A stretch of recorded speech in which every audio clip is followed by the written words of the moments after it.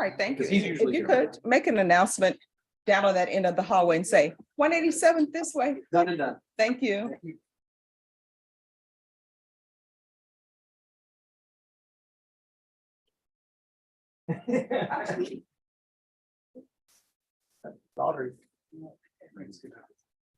Hey, Judge. Hi. Hi, there's a room outside that we want to hang out with you, or hang out with you or something.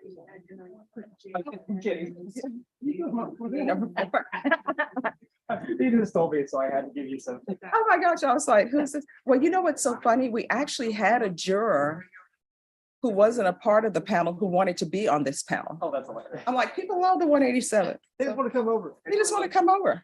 I have never heard that before, though, about that happening. Oh, yeah, it was, yeah. But my mom says, Jason, that she loves your tie. Oh, when did it? All this week, she's liked your tie. People doing this and thank you very much. All right, I will. Tell them I'm colorblind. My baby girl picks it out. So Oh my gosh, I didn't know you were colorblind. if you ever notice one thing about me, I probably wear white shirts all the time because it's just you can't go wrong. But you know what? If you don't wear white shirts, you know what will end up happening? People will say like, that's a bold choice. Yeah, that just means like you look like it. That's exactly right.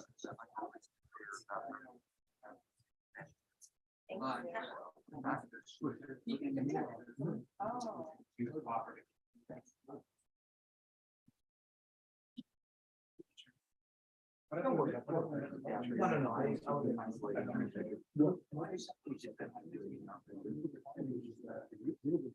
right, everyone, I'm going to call the docket. Please let me know you are here. We're going to actually start, we'll resume jury trial at 11.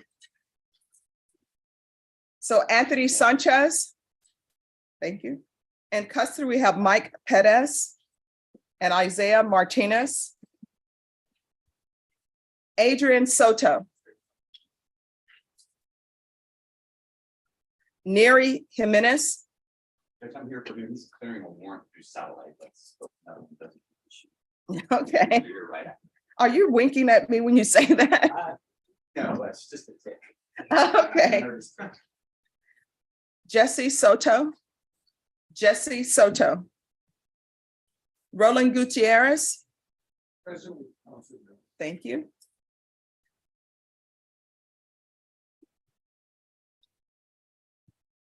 In custody, we have Mawadi Hamasi. I look to you when I mispronounce names. Okay. Leroy Johnson is in custody. Maria Neely, custody. Robert Roth. Thank you. Ignacio Rios. In custody, we have Manuel Caldera, Mark Anthony Saucedo, Jerry Castillo. Thank you. Cameron Lawrence.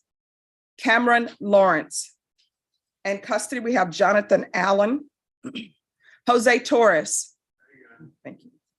In custody, we have Paris Farris and Benito Vasquez. Daniel Edward Ortiz.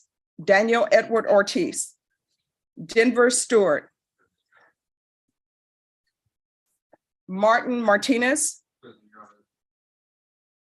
Julian Palacios. Philip Singleton. Brian Sanchez. Sarah Rodriguez. Curtis Williams. Andy Maldonado. All right. April Gonzalez. Kendall Blunt is in custody. Alejandro Black. Judge, I'm present on that. He's running about 15 minutes late, but I have confirmation he's going to be here shortly. All right, thank you. Thank you. All right, is there anyone whose name was not called? What's your name? Thank you. Do you have your attorney's number? Yes. All right, you may want to step out in the hall and give her a phone call, okay? Anyone else whose name was not called? All right, as I've said, we have jury trials starting at 11. I try to keep the center of the courtroom as least congested as possible. So attorneys, just pull your file from the boxes, sit them down at the prosecutor's table, then take a seat. They will call you in the order of appearance. If you have somebody in custody, request them. Once you request them, do not leave the courtroom because it takes a lot for the deputies to go down, bring them up. Trust me, I know this because I wanted to see what was happening down there. So when you get them out, please remain. If you have somebody who is a Spanish speaker or needs an interpreter, once that interpreter is called, do not leave. All right, and sir, I'm gonna need you to take off your cap if you can. All right, that's okay. Sometimes it's a little cold in here. All right, everyone, today is Thursday. They tell me tomorrow is Friday. So let's start pre-Friday off on a good note. Everybody be kind to each other and please confer. And Deputy Moore, I'm gonna step out and see if that is in. Oh, you have it, okay. Caroline has it. Okay. It's great. Cheers, Caroline is great. Yes, okay. Oh, no problem. Yeah. I'm 100% present, so we're good. Get rid of 50%.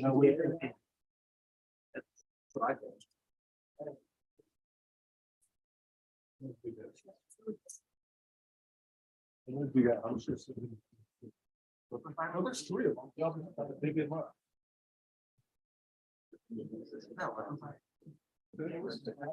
Caroline, could you bring a file out for me? It's not on the docket. It's 21 PR 0398. Oh. Yeah. 611. Oh, it is.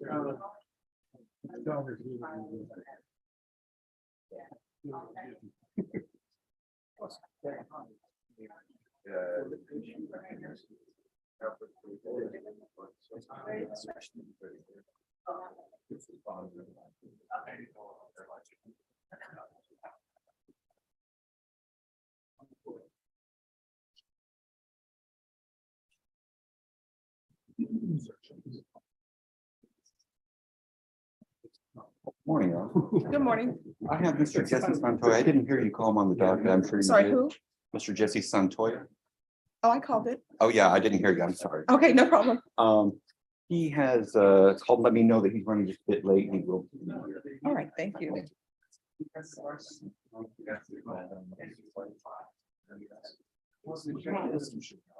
you watch those, I want it all.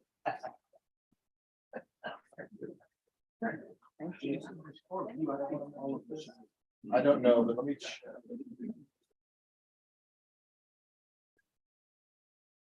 Let's see. Yeah. They were, yeah. They weren't recalled, they just, it's not breaking. Well, they should be recalled. They're not in it. I'll double check. April, first row on this side.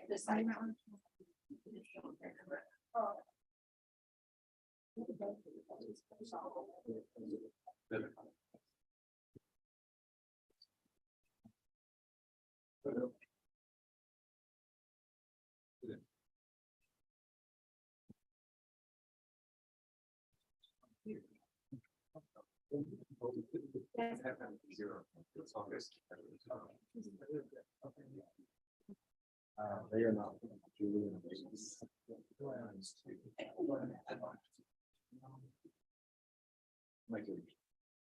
However, I would say this, if you're this machine, it's not very fast to be here, I'm not gonna make it. She represents. I don't know. I bet $10.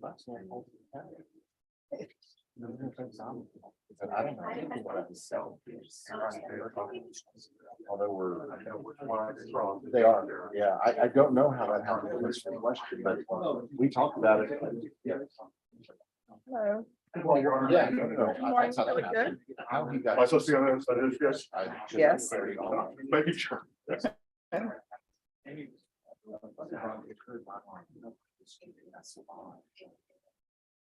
good.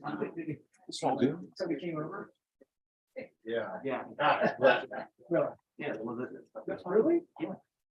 It was like offer up, the guy came to up.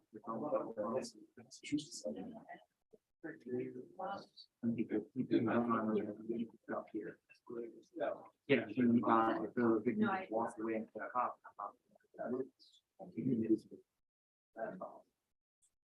Yeah. Yeah. You tried it. But it isn't, there's no audience. You shooting cattle in your private. Yes.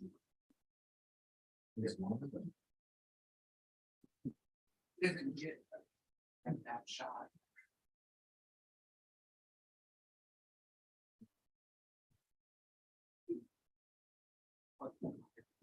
Thank you.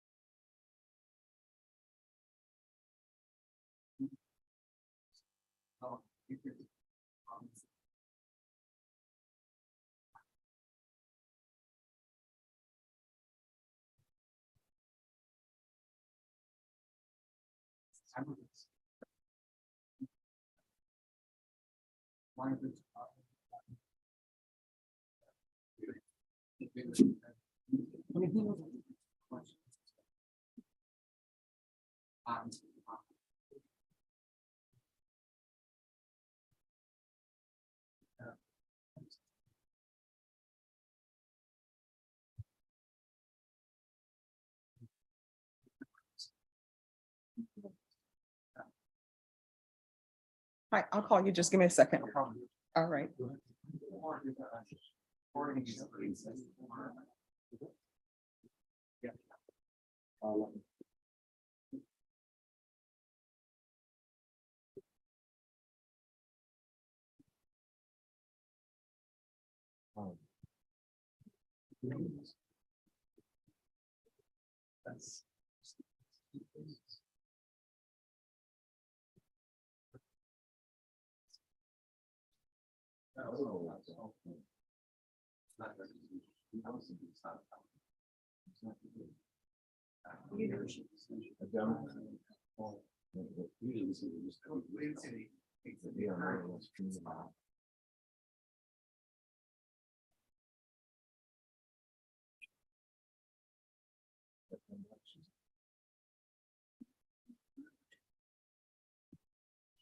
All right, who's here on Julian Palacios?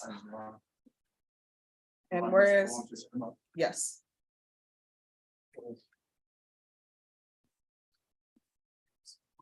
So where are we on the PTD? Your Honor, the agreement has been signed and was sent to Ms. Boggs and Beatrice last week. I know it's been entered into the system, but he's not done his orientation, I guess, over the phone yet. We're going to do the conditional dismissal yet. All right, we're gonna recall this back on February 23rd. That's right. Caroline, could you reset this for February 23rd for PTD? Yes.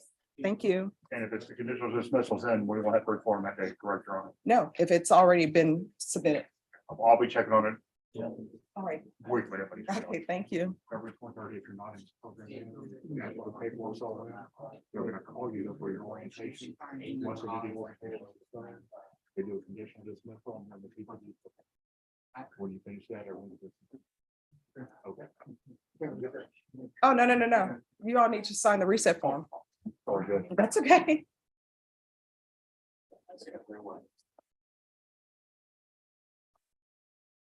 Of course, doing it good. That's all. Oh, no problem. Making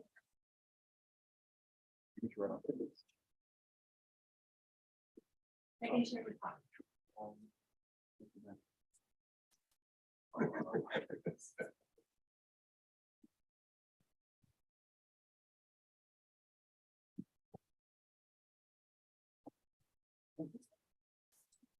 Oh, yes.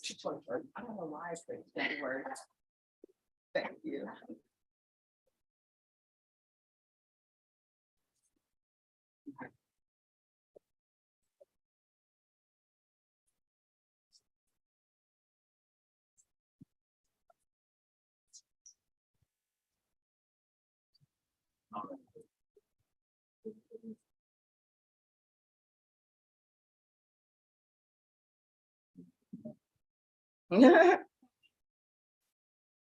That's fine. He wants to go to the $7.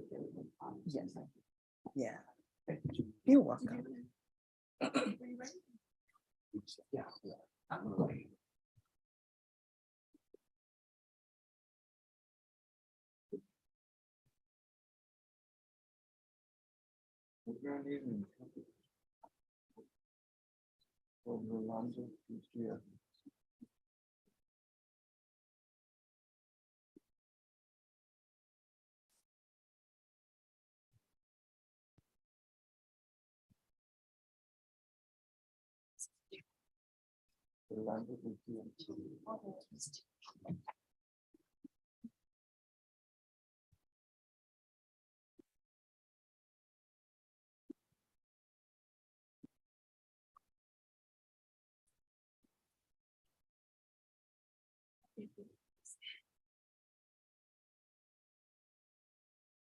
Who's here on Anthony Sanchez? I think the fence just stepped out there. Oh, okay. Oh, trailer.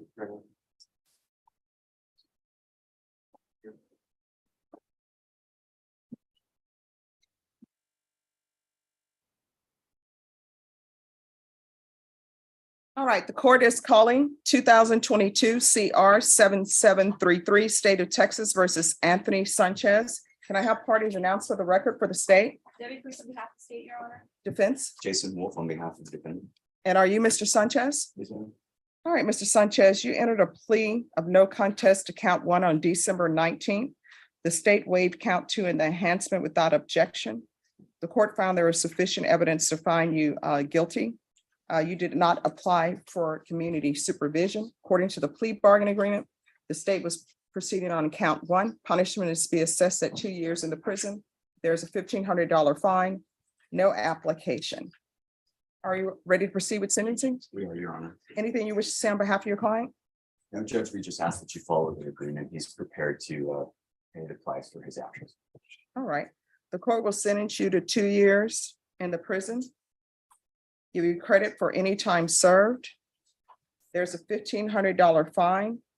Time and money will run concurrent. There's a 2-year Texas license suspension. 2 years.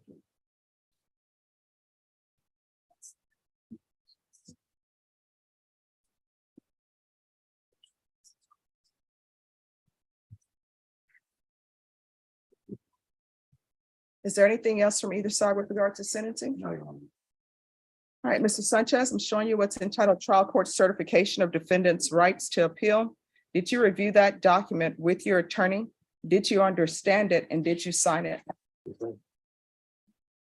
Because this is a plea bargain agreement, because I followed your plea bargain agreement, and because you waive your right to appeal, you do not have the court's permission to appeal. Do you understand? Yes, ma'am. Because this is a felony conviction, you're not allowed to own or possess any weapons or ammunition. If you have a question over what a weapon or ammunition is, you'll need to speak to your attorney. Yes, ma'am. If you would like, I can ask that you be referred to the therapeutic community. It will not increase the length of time that you're in custody, but it could help you with your alcohol problem. They will not place you in the program if you don't request it, because I can't order them to. I can just request that you be placed in the therapeutic community. Would you like that? Yes, ma'am. All right. And so I'll request the therapeutic community. All right, we can go off the record. Mr. Sanchez, you're gonna have to change your ways, because otherwise what's gonna end up happening is either you're gonna end up killing somebody else, or either you're gonna end up ruining your liver. So when you get out of custody, the first place you should go to is to a sober support meeting. All right, good luck to you. Thank you, Judge. You're welcome.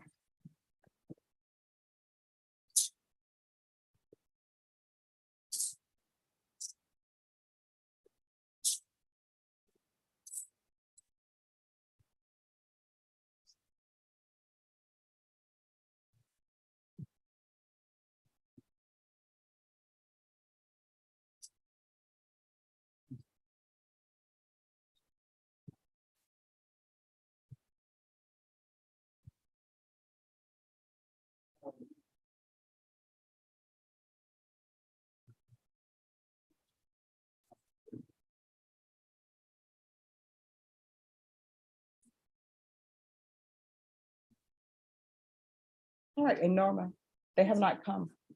Yeah, I'll let them know. All right, thanks.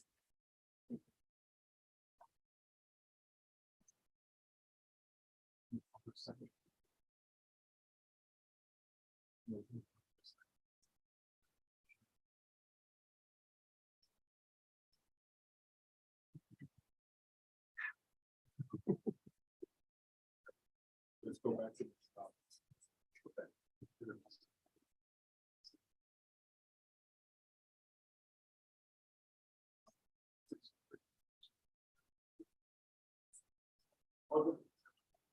Thank you.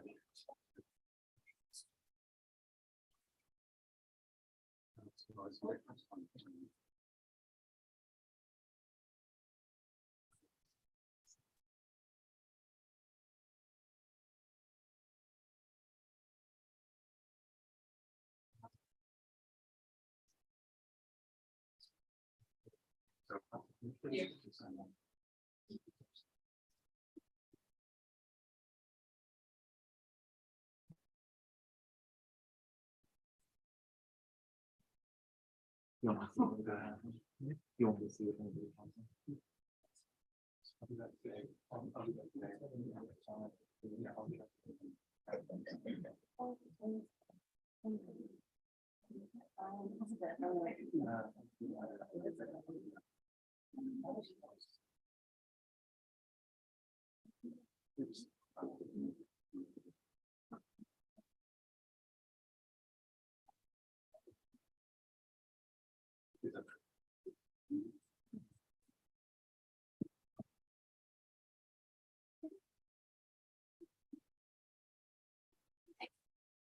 Oh, I'll bring it up.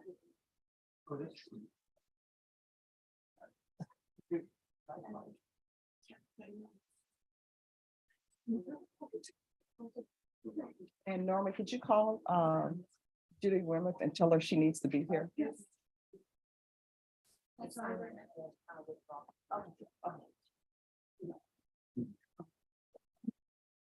And Renee Espinoza wasn't listed on the docket. Can you make sure his courts file is here? Yes, ma'am. All right. Okay, thanks. Okay.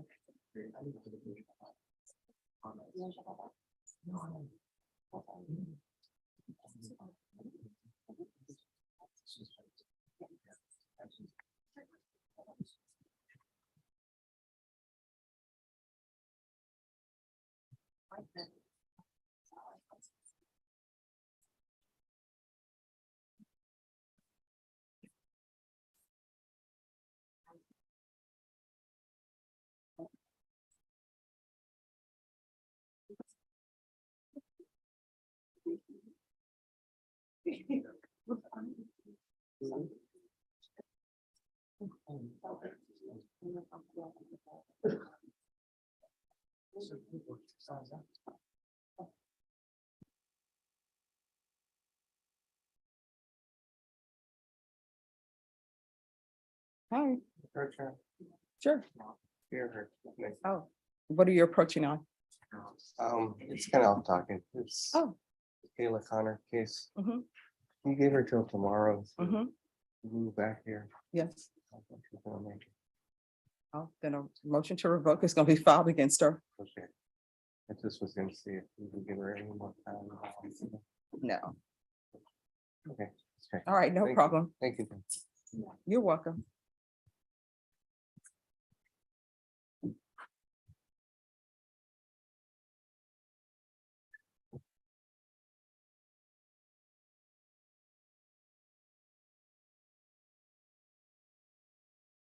No.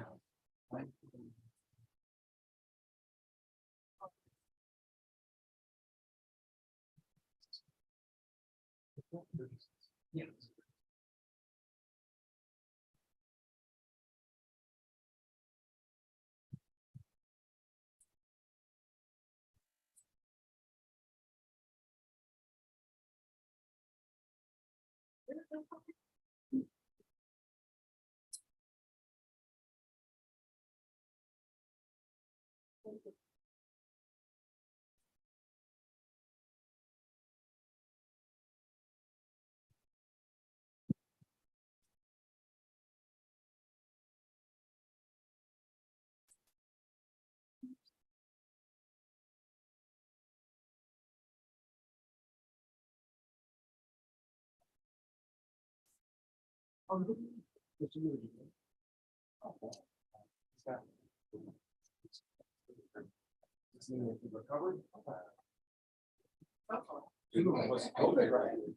Judge, you have a second for me?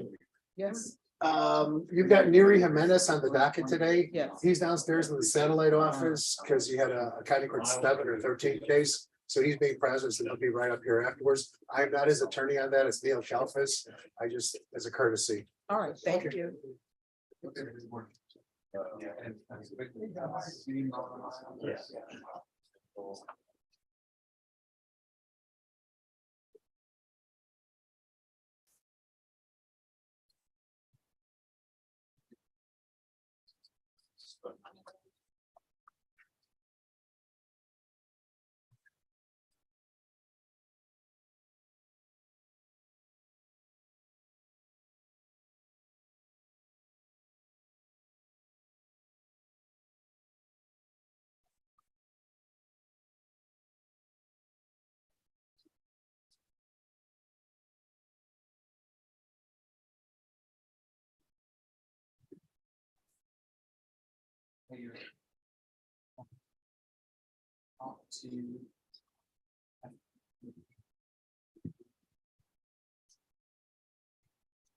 Yeah.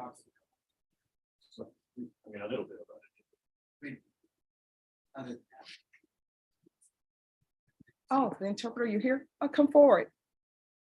Who is here on Roland Gutierrez Chavez? All right, And she's.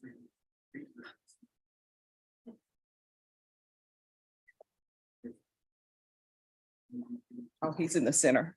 He's in the. Yeah. All right, so, and we're not on the record. Today was your plea deadline date, so is he accepting the state's offer or no? No, And are there any immigration issues? no, And you've received all the discovery? I believe that I have, Your Honor. All right, state, I'll need a discovery acknowledgement done today. Yes, sir. And how long are you all expecting this trial? It'll be fairly short, Judge, I imagine maybe 5-6 weeks. All right, so Ms. Ferguson, I need a jury trial date for Roland Gutierrez Chavez.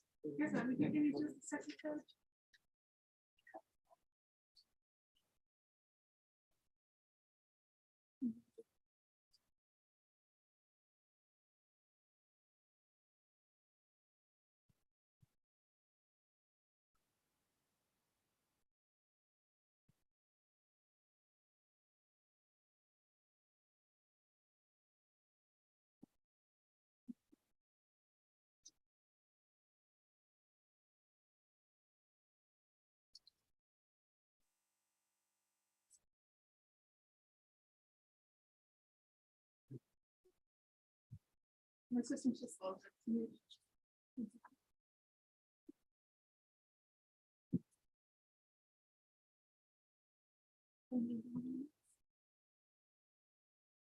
I can do.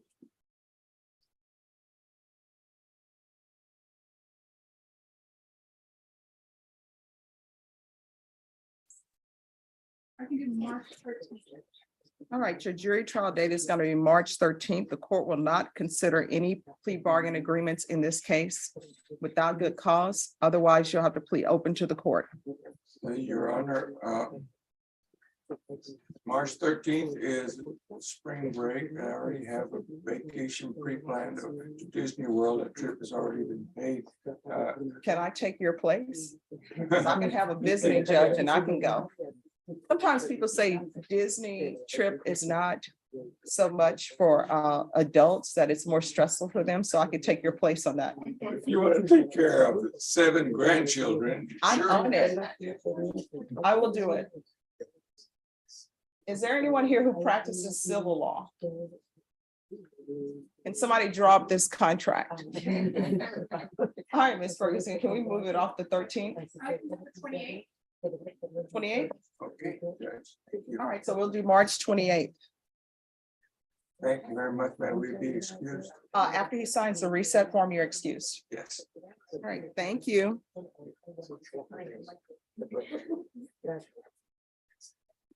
Thank you. It's always great to see you. May I? Of course. Oh, it's an honor to have you here. Here you are. All right, thank you. You too. Have a great one. Yes. Thank you. Oh, and we've already put someone in for 11. For 11? Yes, Okay, all right, thanks. Okay.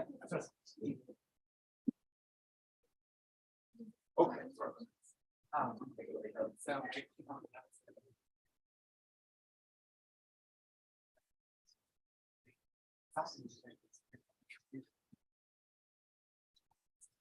I'm.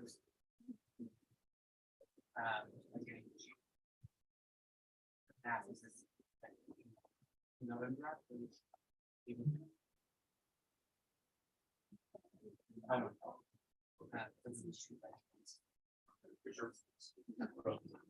Yeah.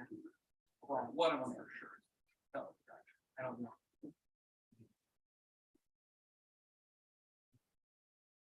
Okay.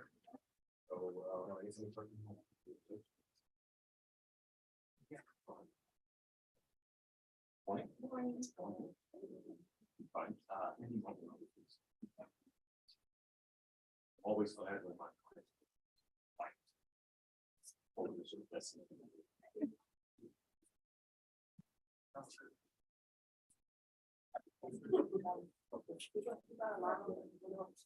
Oh.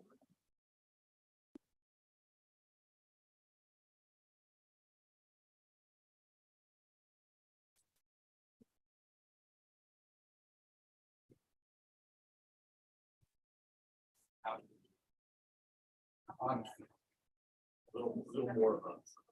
Like the table for. Or it's they have a say, there's a hot city down there. Oh, yeah. David.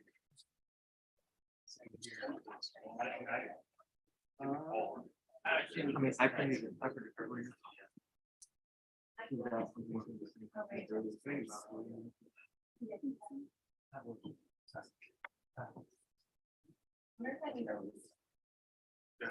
Yes.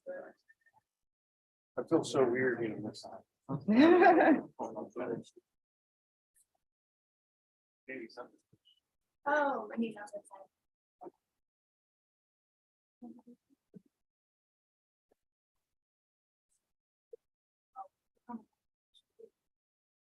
Yeah.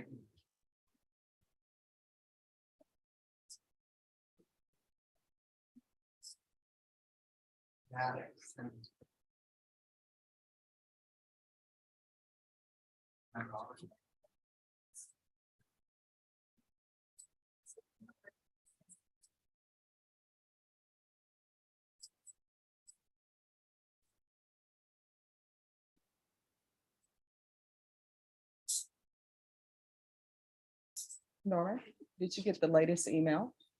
Oh, everything's.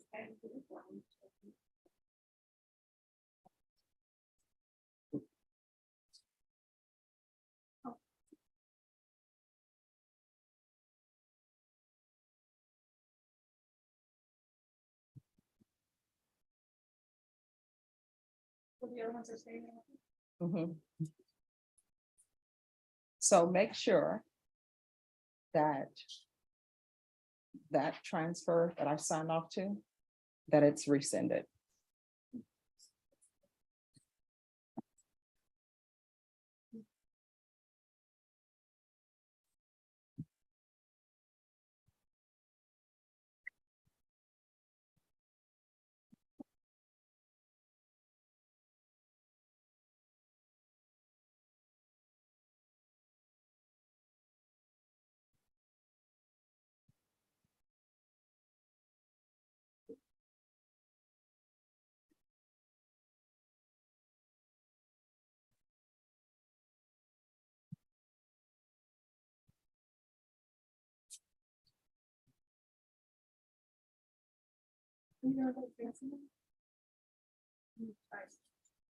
I'm sending it to Barbara.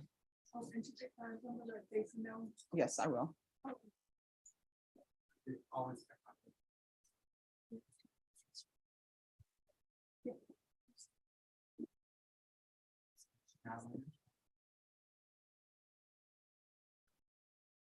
I think we need to.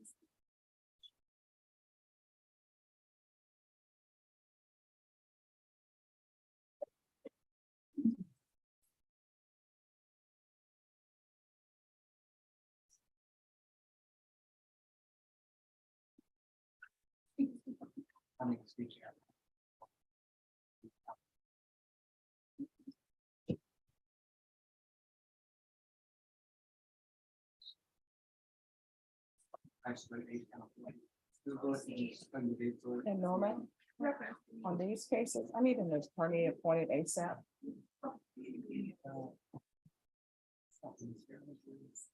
This is like a doctor's window.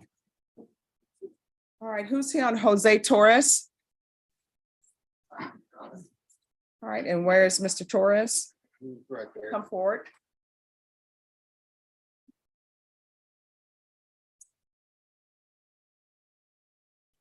Oh, yeah.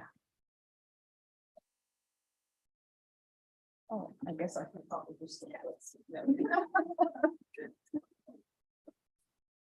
All right, Mr. Torres, this is your first setting. Where are we on negotiations? Have we done? Judge, right now, in reviewing the case, the DPS is heavily involved in the additional statement.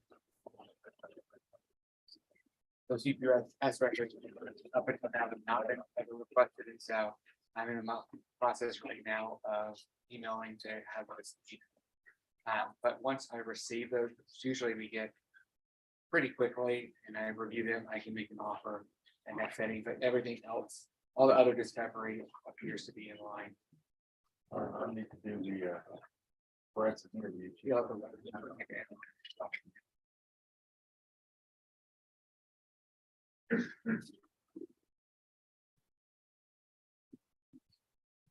All right, Ms. Ferguson, can I have a 40-day reset? Yes. Is that enough time for everyone? And it's for discovery. And the state, you're making an offer on that day when we come back. Yes. I can do March 2nd. That'll work. All right, we'll see you back on March 2nd.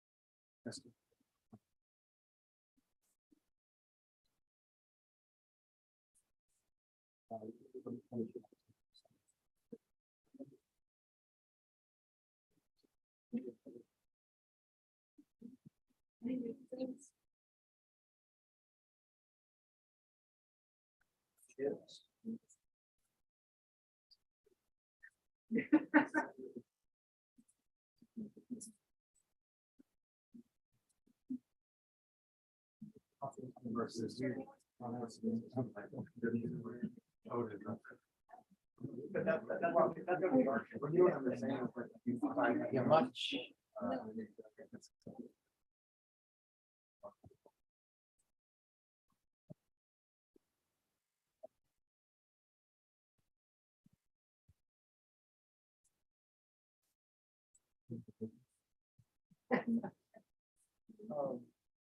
Yeah, I mean.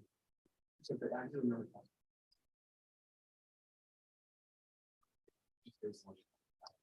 Yeah. That's weird. I mean, I don't know.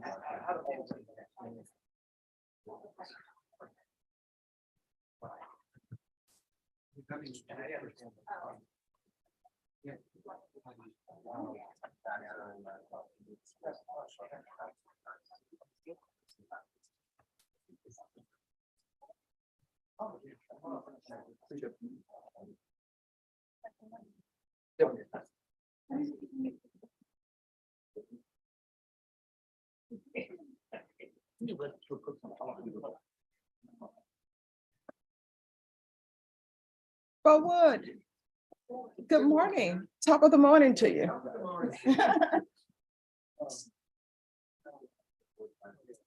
Who's here on Alejandro Black?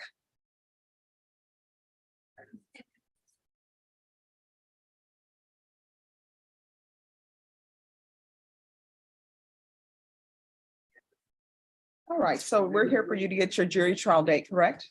Yes, Your Honor. However, there have been some new developments. The state in reviewing this case has made a new offer that we are inclined to take should the court give us leave to do so. They've offered a conditional dismissal. It's going to take my client a little bit of time, plus I'm about to take a month off for paternity leave. My wife is due with our second. We have a 20-month-old. She's going to be recovering from a C-section. So I'm asking the reset date to be set to mid to late March, which is when I come back. He should have plenty of time to complete those things by that point. If so, we'll get it over to Debbie well ahead of time so that the dismissal can be filed, if that's okay with the court, obviously. All right. So what specifically does he have to do? We hope the notes. All right, it's $100 donation to the food bank, 25 hours community service and anger management class. We did speak with the victim and the victim's on board with the officer. All right, so is he set up with anger management class? Not yet. Doesn't We he- just found out about the offer yesterday, Judge, so we haven't been able to do everything necessary to get it. So he's accepting the state's offer? Yes, yes. All right. So does anybody want to call and find out when he can get set up with anger management classes? And maybe I misunderstood. Can he just do it with anybody as long as it's a certificate or is it? Yes, Okay. yeah. Yes, certificate. So anger management classes. And you said $100 donation to the food bank That's correct. Yes, Your Honor. and 25 hours of community service restitution? 25 hours community service, correct. And his intent is to actually do the community service.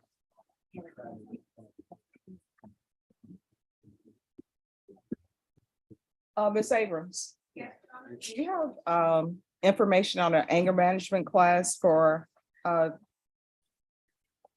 this defendant, Mr. Black? All right. And how long is usually anger management class? Nobody knew they would have a quiz this morning. This is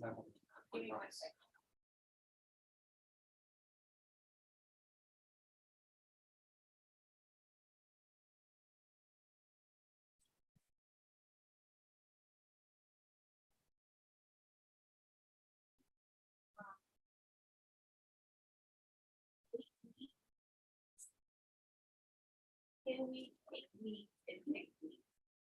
The judge- 6 to 10 weeks. I will say that when I discussed it with my client, based on the email from Debbie, I thought it was more just a sign up with a provider, do an 8 to 10 hour. I didn't know it was going to go through probation, so I hadn't discussed. Well, it doesn't have to go through. Okay, probation. making sure, yeah. So I'm looking up online, Texas anger management class, Mhm. 4 hours, $25. And that's more what I had talked to him about an 8-hour class online. Okay, 8 hours is $45. Yeah. So that's 8 hours, which could probably be accomplished in a day, depending on how they do it. And then we have the 24 hours of community service. Let's just say he's doing an hour a day, that's 25 hours. And then $100 to the food bank. How long will it take you to do that? I'll be able, I'm taking care of my newborn right now, no one working, and I'm late on rent right now, Uh-huh. but I'll get it by the end of this month.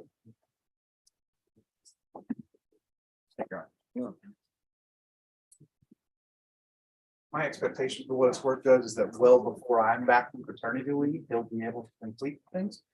He basically works every day of the week. His intent right now is on Sundays to go work several hours every Sunday at the food bank to actually do the community service hours. And then over that month and a half where I'm out, I'm not out yet, but I just don't think he can complete it within the next couple of weeks while I'm still here. And so then I'm out from February 14th to March 14th. I think he'll probably get me all the completion data before that, which I'll then email over to Debbie, and hopefully it's filed before whatever our next court date is. It's just butting up against the time where I'm out, obviously, and so I can't. be here. All right, so not for me to interfere with your plea negotiations, but I honestly would rather for him to do a parenting class instead of the 24 hours community service restitution. And they have parenting classes that are also 4 hours, 8 hours, since he has a newborn. And they have that online. Whatever, Debbie's. If that's agreeable to the state. All right, That's fine, Judge. and Ms. Abrams? Yes, thank you.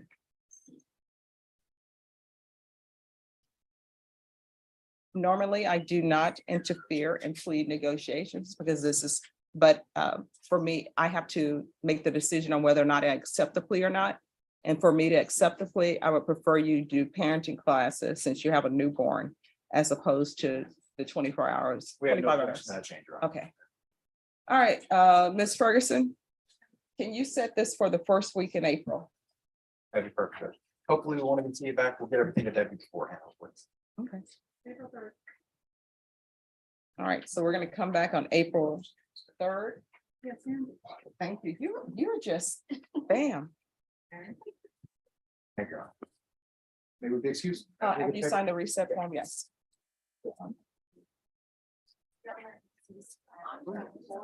April 3rd. Yes. Excuse me, attorney.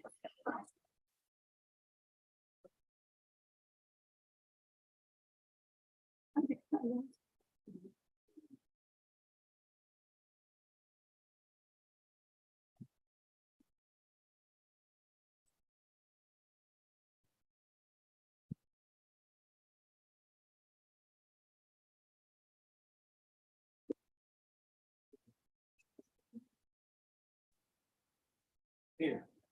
How long? 2 weeks. All right, thank you.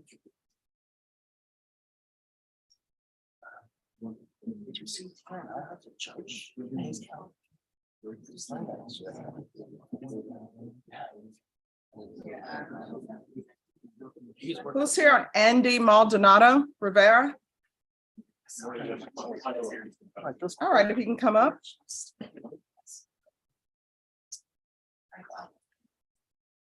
Hello.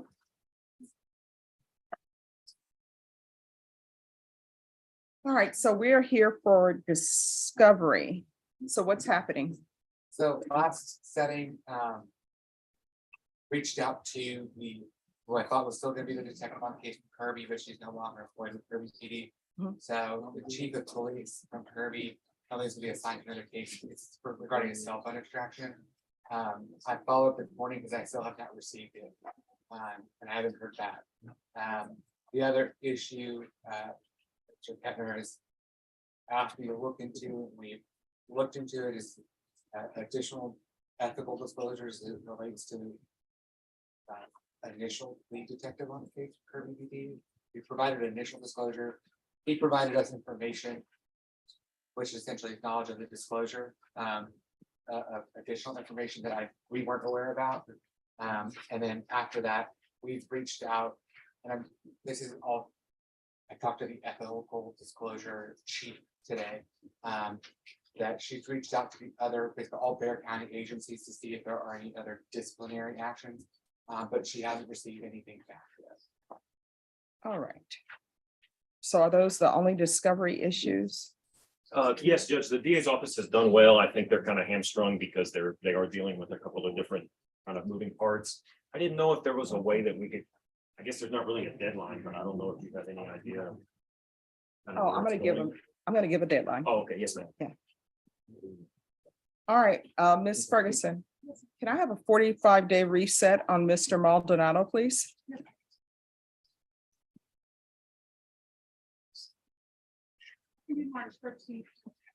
All right, so we're gonna come back on March 13th and state if you see that they're not gonna have.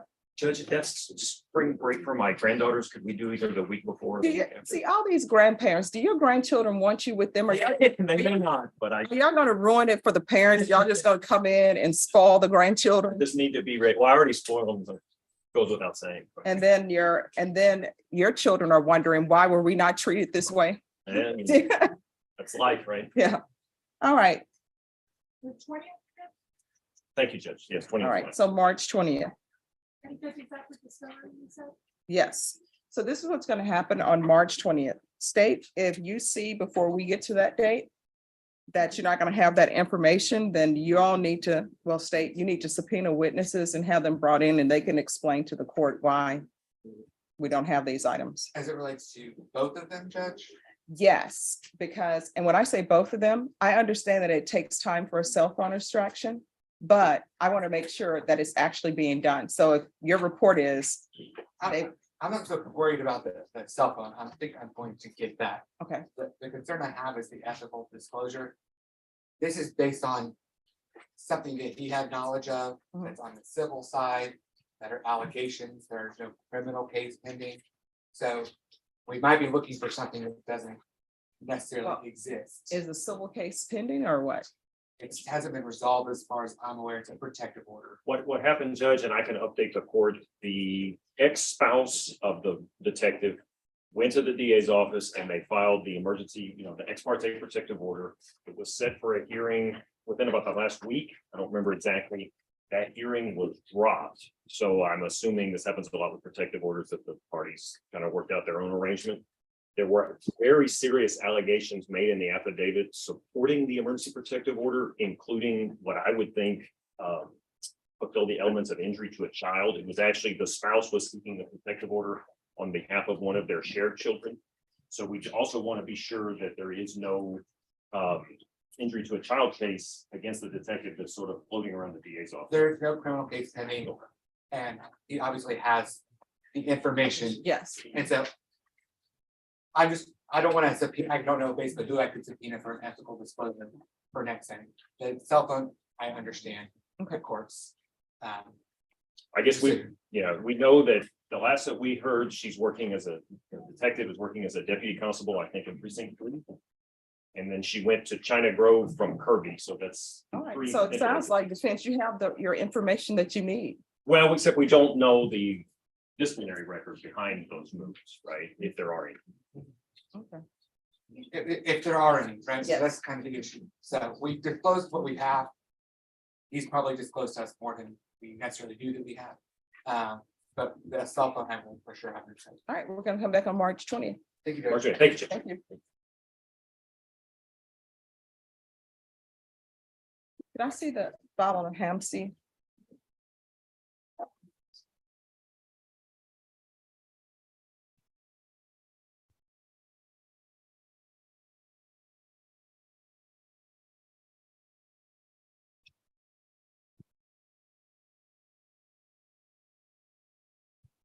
Where is Ronald Zimmerman?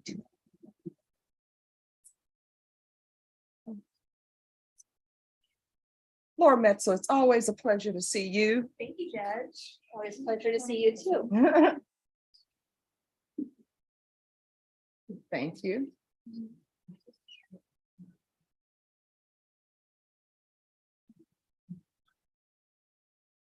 And you dated everything. So it's she said, like the last one, always No, like. no, well, no, I dated, so it was great. Thank you, Judge. Thank you. Have a good one. Yes, ma'am.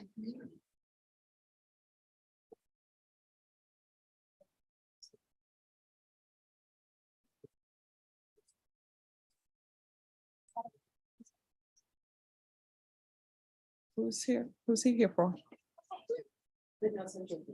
Hi. Hi, are you here for me? How are you? Oh, no, we can do it now. Can you mute us, please?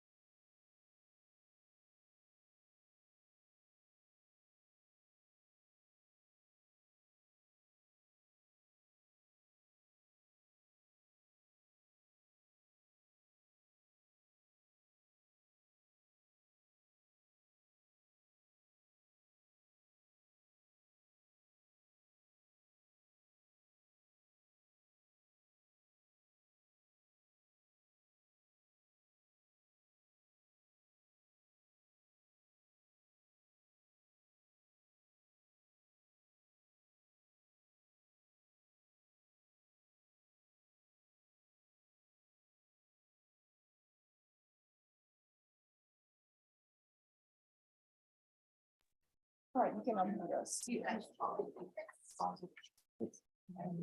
All right, who's here on Mike Pettis? Mike Pettis.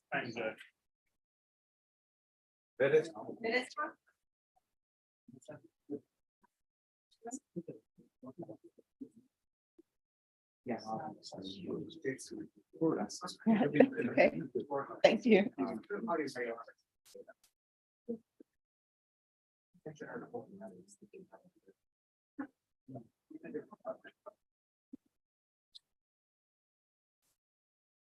All right, who is the prosecutor?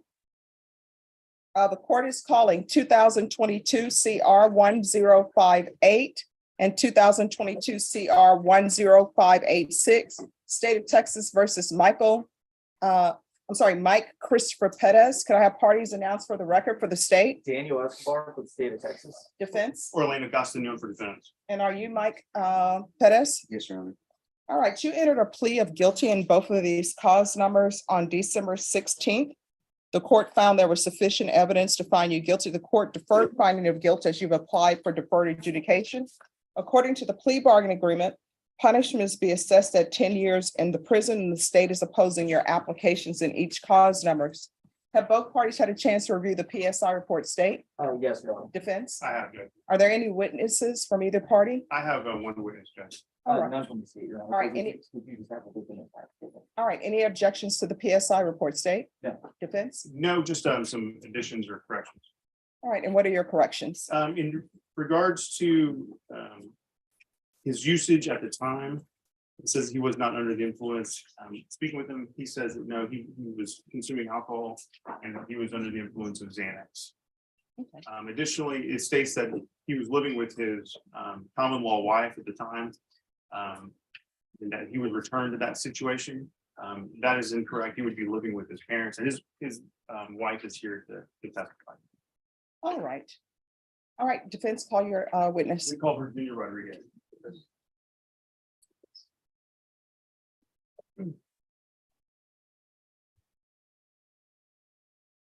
Can you raise your right hand for me, please? Do you solemnly swear or affirm the testimony you give will be the truth and nothing but the truth, so help you God? All right, you can lower your hand, state your name for the record, please. Virginia Rodriguez. All right, defense. Yes, Judge. Virginia, how are you acquainted with Mike? On the non-white, How long have y'all been together? 11 years. And do y'all have any children together? Yes. Okay. How old is he? 25, How old are you? 30. Okay. And y'all have 4 children together? Three. 3 children. Okay. What are their ages? 10, 8, and 4 months. Okay. Now, when the time of this 2 charges occurred, what was going on? Was he living with you at that time? No. Okay, what happened? We separated due to losing a job. He lost his job. What was his work history like? He was doing good. He was a chef at Paisanos on the Riverwalk. Okay, before he lost his job? Okay. Is he a good worker? When he's not under the influence of substances, what is he like? He's a good guy. He's a good son. Provider. Okay. In his home life, he also has, I guess, disabled parents, is that right? His mom's on dialysis. And when he was out, he was helping her. Okay.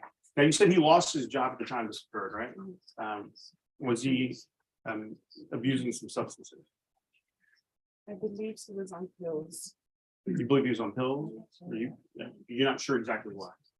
You know something was different. Okay. Now you kicked him out of the house, is that right?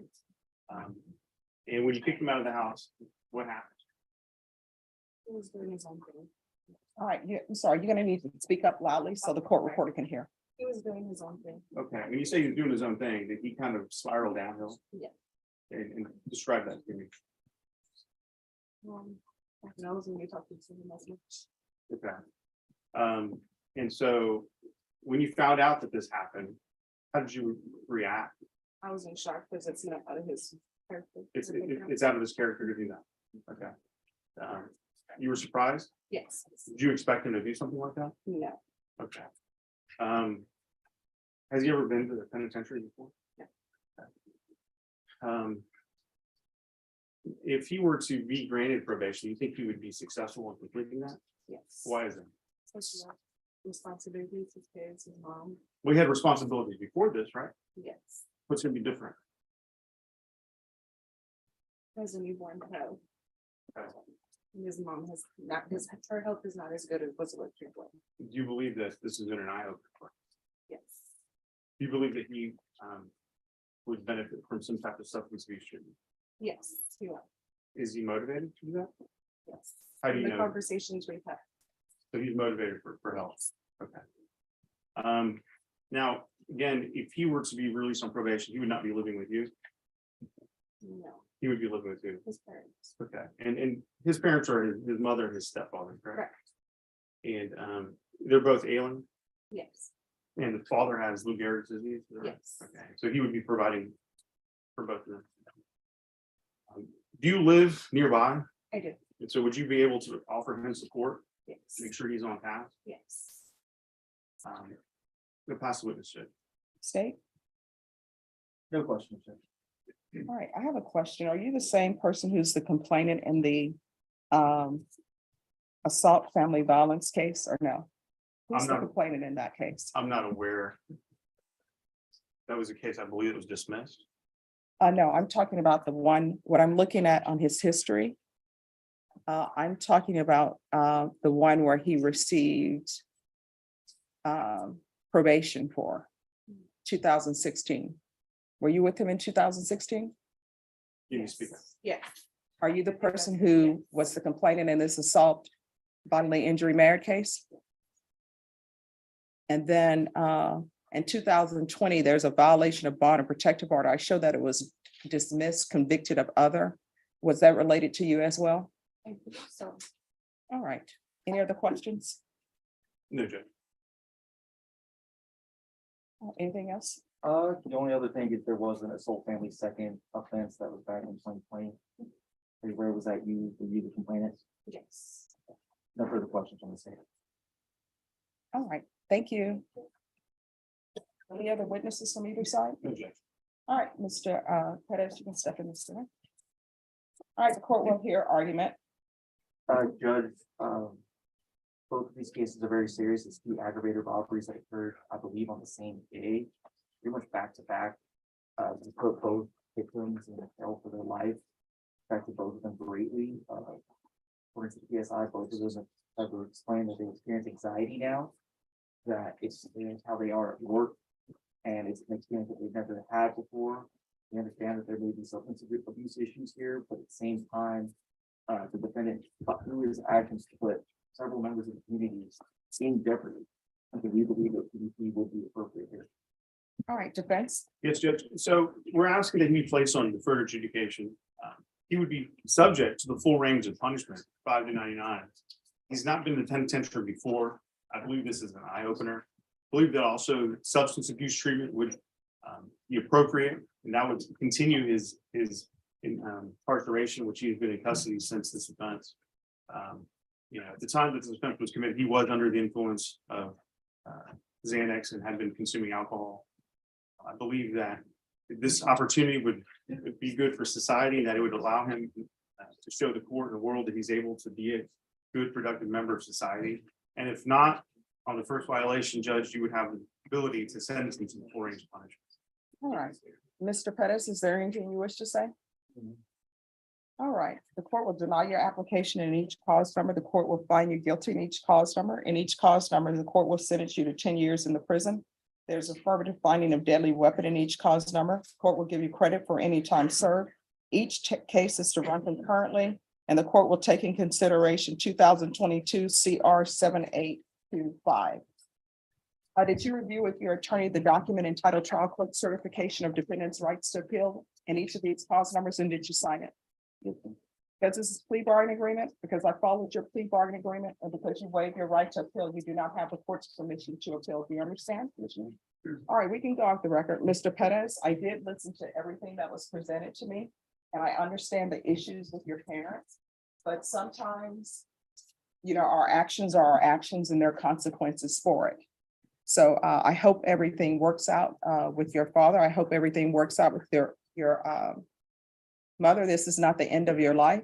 Hopefully, when you go to prison, you will internalize, learn things take care of any issues that you may have. And when you are released from prison, if you need rehab, there are plenty of rehab places that are free. Get into some sober support meetings and do the right thing, okay? All right, thank you. Good luck to you. I'm sorry, Mr. Pettis. They want to do a victim impact statement. This is by Sundering Nor.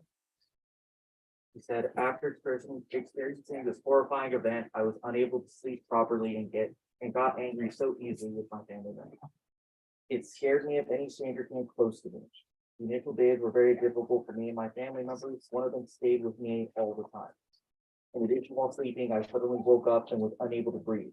Then I sat for a while to collect myself and assure myself that I was at home and everything was fine. However, controlling anxiety is not as easy as it seems. I always have thoughts of what if I were robbed and someone shot me this time on the spot. Who will take care of my family? I tried so hard not to think about it, but I can't help it. At work, whenever the door opens, I feel nervous and my anxiety increases. Thank you. Who is here on Isaiah Martinez? I am Judge, he's present, we're ready. Ms. Wood, it's always great seeing you. Good morning, thank you, Judge, good to see you. And how are you doing? Top of the morning. All right, awesome. All right, the court is calling 2021 CR 10090, State of Texas versus Isaiah Anthony Martinez. That parties announced for the record for the state. Daniel Escobar for the state of Texas. Defense. Will Wood on behalf of Mr. Martinez, he's present, we're ready, Your Honor. All right, and he should be in the middle. That's okay. Are you Mr. Martinez? Yes, ma'am. Showing you what's entitled motion to enter adjudication of guilt and revoke community supervision. Did you review that with your attorney? Did you understand it? Are you the same Isaiah Anthony Martinez who was placed on deferred adjudication in 2021 CR 10090 for the offense of aggravated assault with a deadly weapon on March 2nd, 2022 for a period of 6 years? Is that you? State? Violated condition number 4 in Bear County, Texas, the defendant Isaiah Anthony Martinez is then and there failed to report to the supervision officer as directed for the months of June and July 2022 in violation of condition number 2. How do you plead to that? True or not true? Did you understand by pleading true to violations condition number 4, the court could find it true, grant the motion, find you guilty, sentence you up to 20 years in prison and up to $10,000 fine? Knowing that, do you still wish to plead true to violation of condition number 4? I'm sorry? Yes, Your Honor. Court will find violation of condition number 4 true. Is there an agreement? No, Your Honor, there isn't an agreement. All right, state, what are you requesting? Your Honor, he was on defer for ag assault with a deadly weapon, maximum range punishment is 10 years. We're gonna ask for that. Here that he hasn't cooperated with probation, he hasn't shown up to any appointments. He don't think he's a good candidate for the operation. Defense? Judge, if I may, he did not pick up any new cases. He was put on in April, I believe, and so he reported, actually March, April, and May. And then in June, he ended up moving out of his mother's house, moved into Haven's home, didn't have a phone, didn't have Wi-Fi. And so he's been failing to report. So June and July of last summer, he had turned 26 in February last year. So this Valentine's Day, he turned 27. He's a young man. He did not pick up any number 1. He has to report. I'll explain to him. He's got to make you his priority. And he said that's what his goal is now. His girlfriend emailed me a long letter about that she's going to support him and help. They're going to live together at his mother's house and go to work. But her email talks about that her father will hire him in California. They live in Almonte, California, and he has a flooring service. So she said, we would like to move to California, live with my parents. He would work for my dad 40+ hours every week. So for those reasons, he's asking. Probation had recommended ISF, which is about a 90-day program, and there's about a 6-week wait to get into the program. So he's asked that in lieu of him losing out till about June or even July before he can go get this job, he'd like to apologize to the court. He did not pick up new cases. I don't think he has a drug or alcohol problem, but I do think he did not understand the priority he has to give this court if he expects to stay out of prison. And I've explained to him what you can do to him, which is a lot of years for a 26-year-old man. So is there anything you would like to tell me? Why will you be successful now? You want to raise your right hand for me, please? You solemnly swear or affirm the testimony you give will be the truth and nothing but the truth, so help you God. Yes, sir. You can lower your hand, state your name for the record. Martinez. Yes. Okay, hi, we met last year. I do apologize for my actions, I did not. If everyone could please whisper, we're on the record. I know I didn't report to, probation like I was supposed to, but right now, my daughter's in need of help right now. She's 10 years old. My mother actually has full custody of her, but I would actually like to fight for full custody back. Come on now, because let me ask you this, because you're talking about fighting for full custody of your 10-year-old. When have you been in her life on a regular basis, stable? Yeah, that's the reason. When I did go to Dominguez, I had to give her my right because I was gonna do 2 years. Yeah, so no, there's none of this. Yes, I You- understand. Here's the thing. Okay. There should be none of this. You're trying to step in and take full custody of a 10-year-old When I that you take haven't care been a of parent to. Yes. And where's her mother? her mother, she lost full custody because she had gotten a CPS card on her because she started shooting up the. All right, and so this is what I know to be true. Mhm. I know if you hang around the barber shop, at some point in time, you're gonna get a haircut. Yeah. So you were not hanging around with her, not using drugs. So So- I'm not with her. I have a new girlfriend that's, in the future, she wants me to be working with her father. She has a job waiting for me in California. I know I did all my mistakes and stuff in the past, but I'm looking forward to do it better this time. And if the judge lets you out, where would you live? With my mom, All right. Live there with you. with my girlfriend and my dog. And then what, do you have a job right now? Landscaping, but I'm gonna be applying for other jobs for. That's come on, you're gonna have to figure out a different place to stay other than your mother, because you're not coming to her household and disrupting her relationship with a 10-year-old that you are no longer father to. So. And wait a minute, and we're not gonna do this thing in court, and I don't know what has happened to society where this always happens, where people just play house at their parents' house. They move in with their girlfriend and boyfriend living there, or either they're moving in with the parents of the girlfriend. I'm not having that. So if your girlfriend is stable, that means that she's stable on her own, not stable. Oh, I'm your girlfriend and I'm moving in with your mom. Yeah. No. Yes. Judge, if I may, looking at the due diligence report on the court summary, it does appear that he had previously lived his mother's home, but then after he changed addresses, and then that's where we could have contacted him. And then when they went to do a field visit out there, they could not contact him. She recently got a new apartment, on by Wrigley, so that's where he said I'm allowed to go back, that, she didn't have me get back on my feet. You're 36 years old. When did we stop? 26? You're 26 years old. At what time does it stop where parents have to keep helping people get back on their feet because they're making bad choices in their life? At this point in time, yes, I do have to grow up, but I have a life ahead of me right now, a long life, and I'm looking forward to do better. All right, this is what the court is going to do. I'm going to give you a choice. I'll deny the motion, alternate amending conditions, but you're going to be going to ISF cognitive and substantive track, or I can send you to prison for 5 years. And then once he's released from ISF, we can see about the transfer to California. So which would you prefer?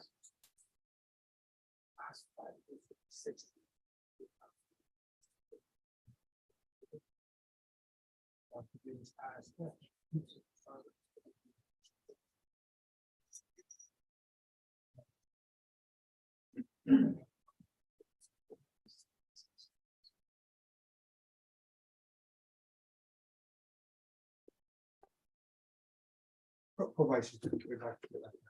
All right, the court will deny the motion, alternate amend conditions to include ISF cognitive and substantive track. We can see about a transfer to, where in California? El Monte. So L, 2 words, EL, and then MONTE, El Monte, California. Okay, El Monte, California. And if that transfer is not approved, I'm going to want the UA hotline where he tests weekly until further notice. and he's not allowed to reside with his mother.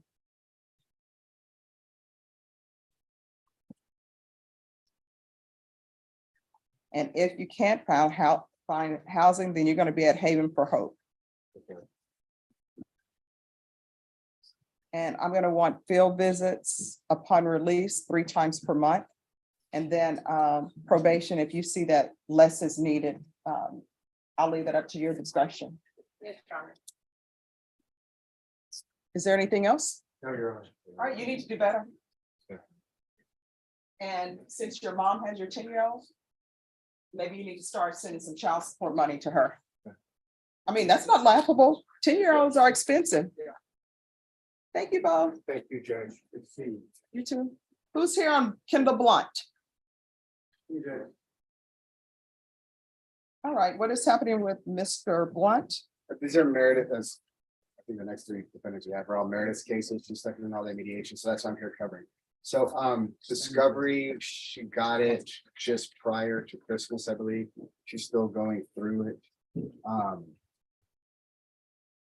At least we're at her second setting on it, so we're trying to move forward, trying to see about possibly a better offer from the state. I know that it changed, and the first chair's here, so we're all kind of playing catch up.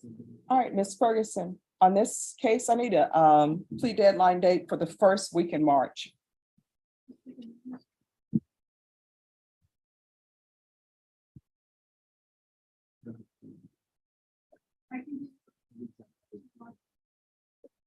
March 2nd or March 9th?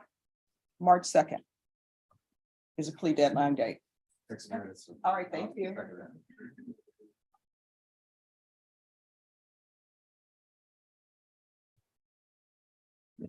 All right, who's here on Maria Neely? All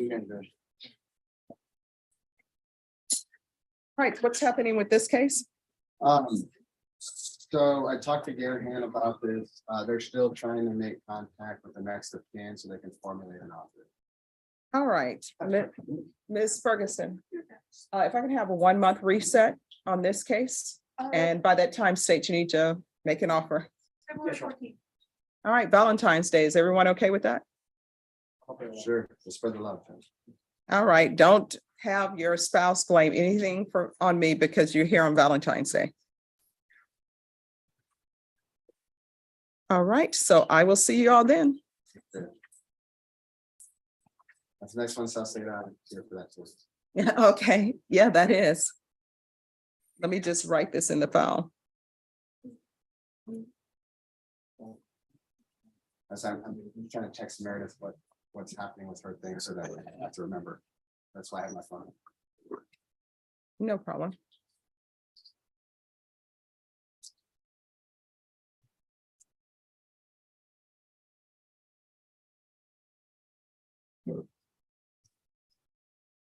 All right, Saucedo.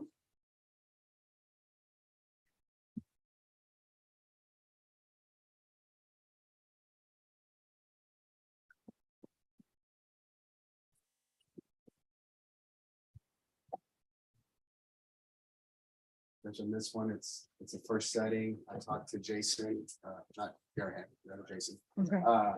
And they're attempting to contact the complainant. They've been unsuccessful. All right, Ms. Fergus, can you place this on the 14th as well? Yes, ma'am. All right, we'll see you back on Valentine's Day. You're welcome.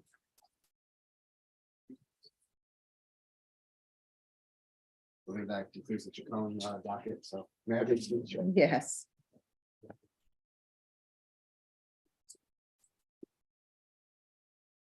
All right, who is here on Castile?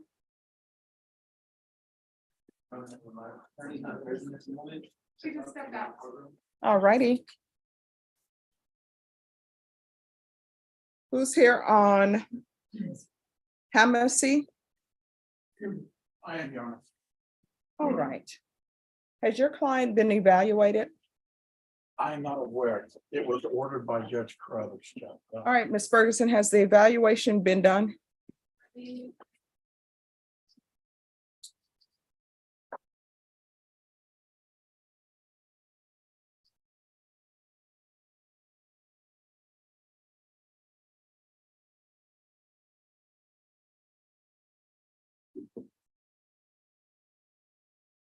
It was ordered on December 16th.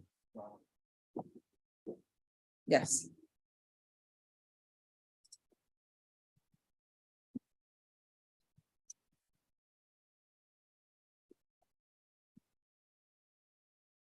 The report was sent off on December 29th. All right, so has he been evaluated or no? And no, he has not. All right, when do we recall this? I can do it for March 2nd. All right, we're gonna come back on March the 2nd to see where we are. Okay, Judge, I also want to inform the court that I have been in contact with an immigration. All right, thank you. And also your client was having a disturbance, so you may want to have a visit with him. Or, That's why he wasn't brought over. okay, all right, thank you. Thank you. You're welcome. Martin Martinez.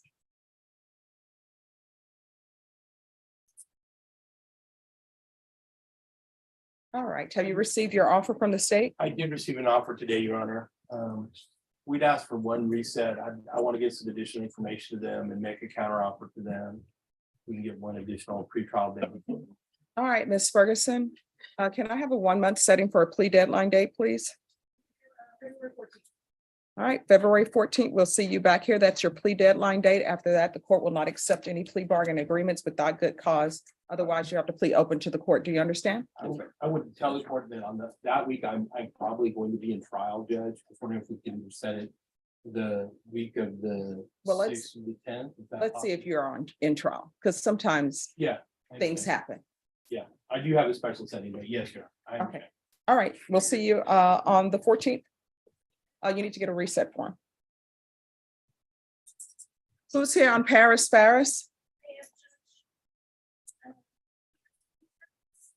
It is not going to work out. All right, where's your client? Come down, please.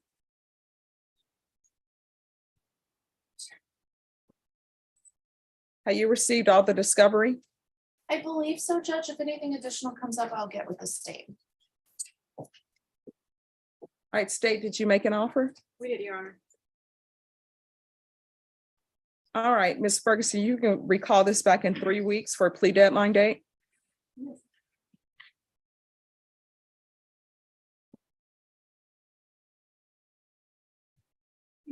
February 9th.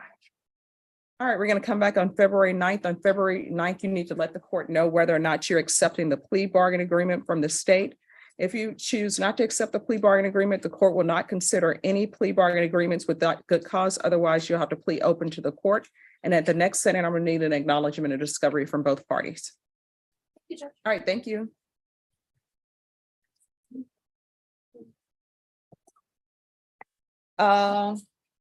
Cameron Lawrence. Judge, he is in custody. He is no longer in Bear County. He has a federal indictment based out of one of these cases that was just under the dismissal to you. And so. Do I have a dismissal? Judge, dismissal brought that in. It was a felon in possession. That's. Yes, okay. As you can prosecute, he still has the ag assault that's pending here. But he's, I believe, in federal custody at this time. All right, Ms. Ferguson, on this, give me a 60-day reset. Will that give you all enough time to He's see? set for trial there in March. And so I'm assuming that, should that be resolved, we would be able to resolve our case after that time. All right, so Ms. Ferguson, can you put this in April, please? The second week of April. I can do April. That's fine. All right, we'll see you all on April 13th. Thank you, Judge. You're welcome.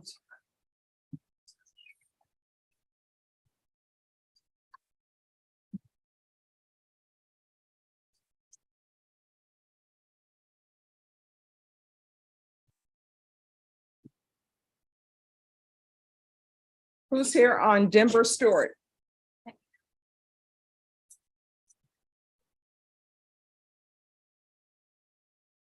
All right, what's happening on this case?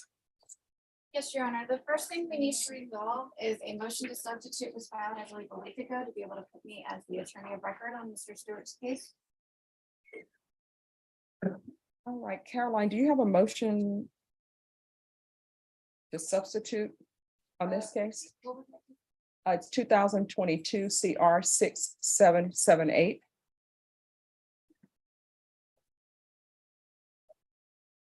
And while she's doing that, have you received all the discovery?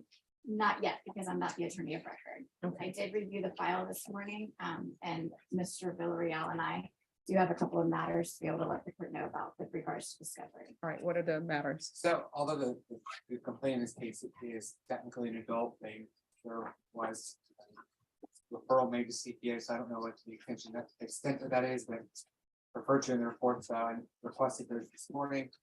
The complainant was also, although she was 17, interviewed as mild safe. Originally, we did a notice of additional discovery, but it's not privileged under our law, so I'm gonna upload a copy of that. Once you do discovery. All right. Ms. Ferguson, can I have a 30-day reset for discovery, please? All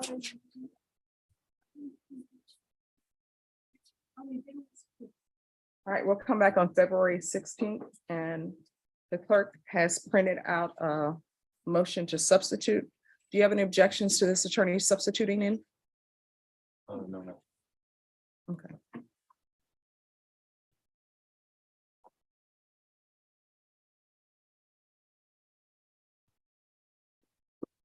All right, we're going to go on the record briefly. Court is calling 2022 CR 6778, State of Texas versus Denver Stewart. Can I have parties announced for the record for the state? Michael Villarreal for the state. Defense? Jessica Gonzalez announcing present for today's setting for Mr. Cole Nettles, and then asking the court to substitute me in for the attorney of record. All right, and are you Denver Stewart? All right, do you have any objections to this attorney being substituted in on this case? State any objections?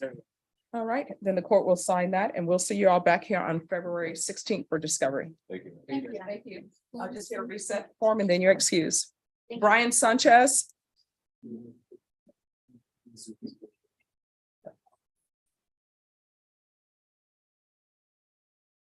All right, we're here for discovery. State, this is a drug case.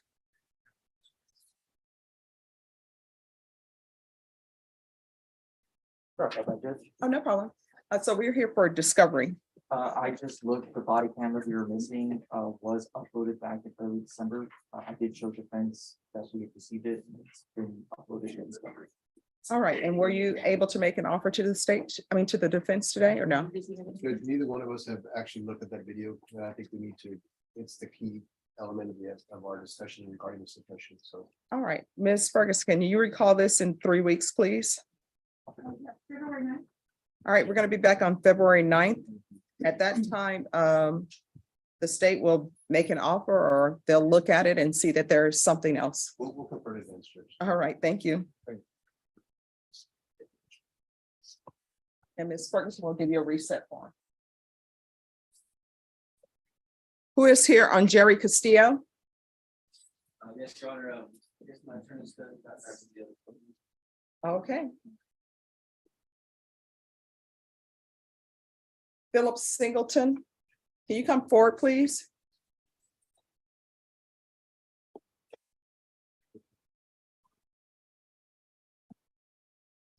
Mr. Singleton, your attorney is in a jury trial. So as you know, people can't be in 2 places at one time. So I'm going to give you a reset. All right. All right, are you employed? Yes, ma'am. All right, what are your work days? I'm a concrete contractor. I work Monday through Friday, I mean, just like normal people. Okay, It varies on, the call. I'm self-employed. okay. All right, so what I'm going to do is I'm going to call this back in 3 weeks, okay? All right.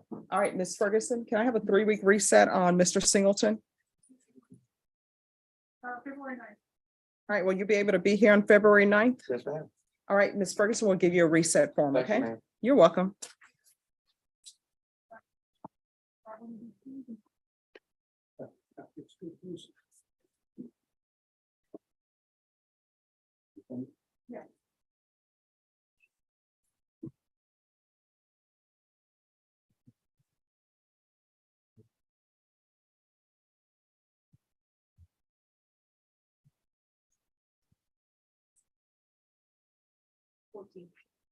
Everyone, our jury trial is starting at 11. So we're going to take our break, and everyone who case hasn't been taken care of yet, You're just gonna have to remain and wait till there's a break in the jury trial. And if you want to start setting up for that, you can. And I will tell you what you've given me for the room. Because I went to room 2 and your name is not there. Well, it should be the Jan 19. Or 2023 Jan 19. BR. Let me show you what I have up that's shown on my screen.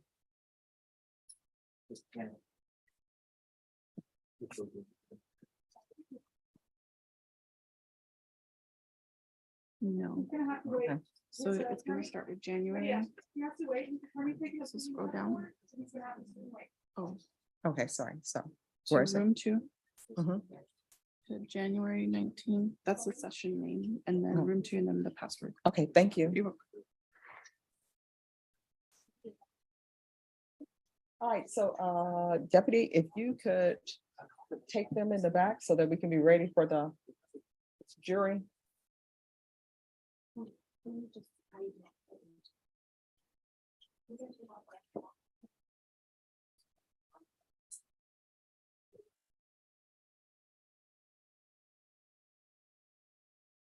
Did it come out, Jess? Yes.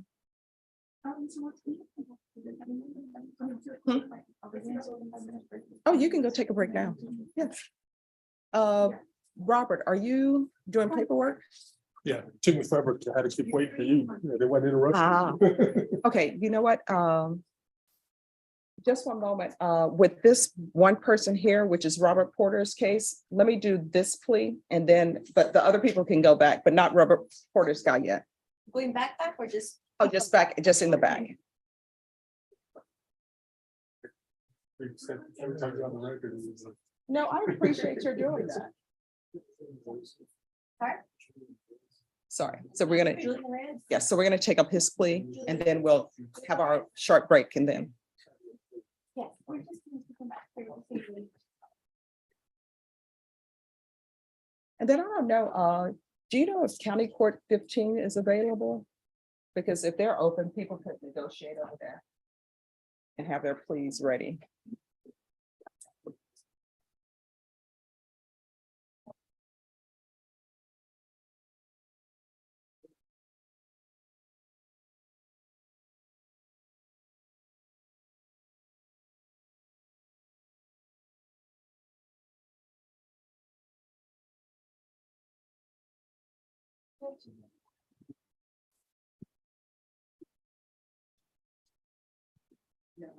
I just have a steel style.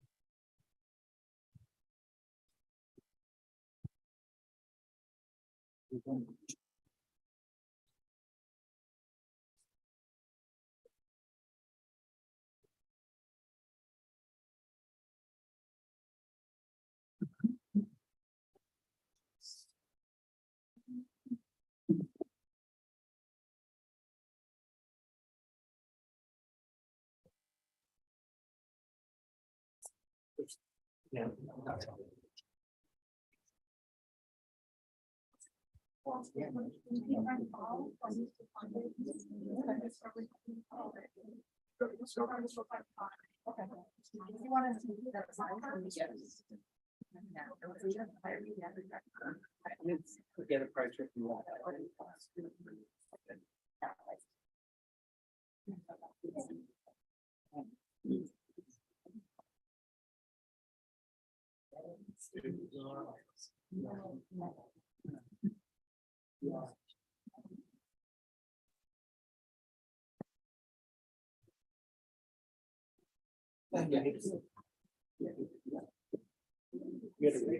Donna, if you want to take your quick break, and then we'll come back and do this plea and then start up the jury trial. Yes. The judge. Yes, sure.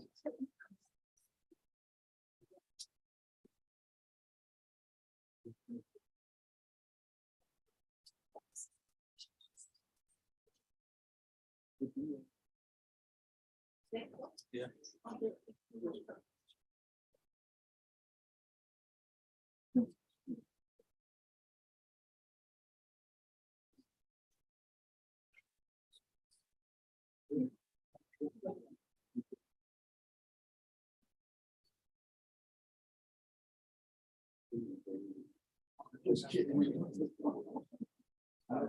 All right, who's here on Sarah Rodriguez?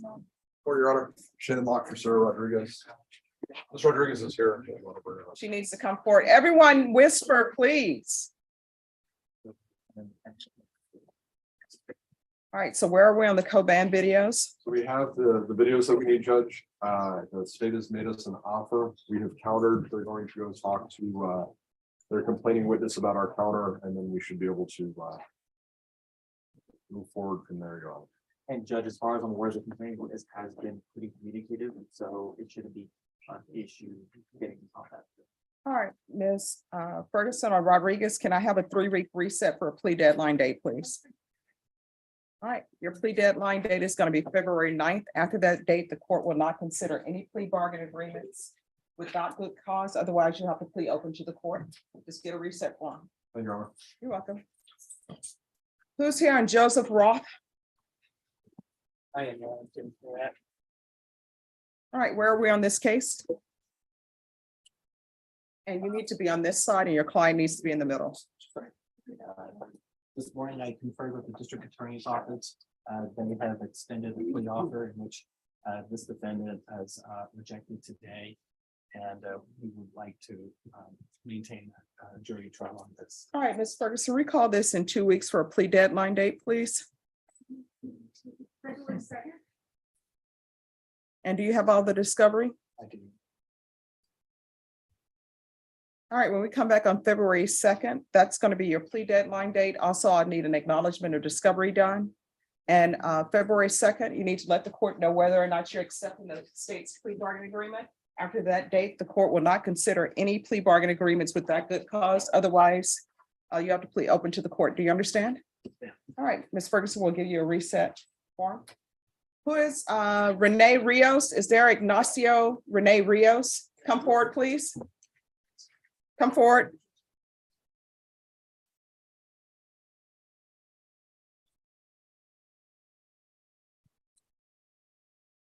Your attorney is currently in jury trial.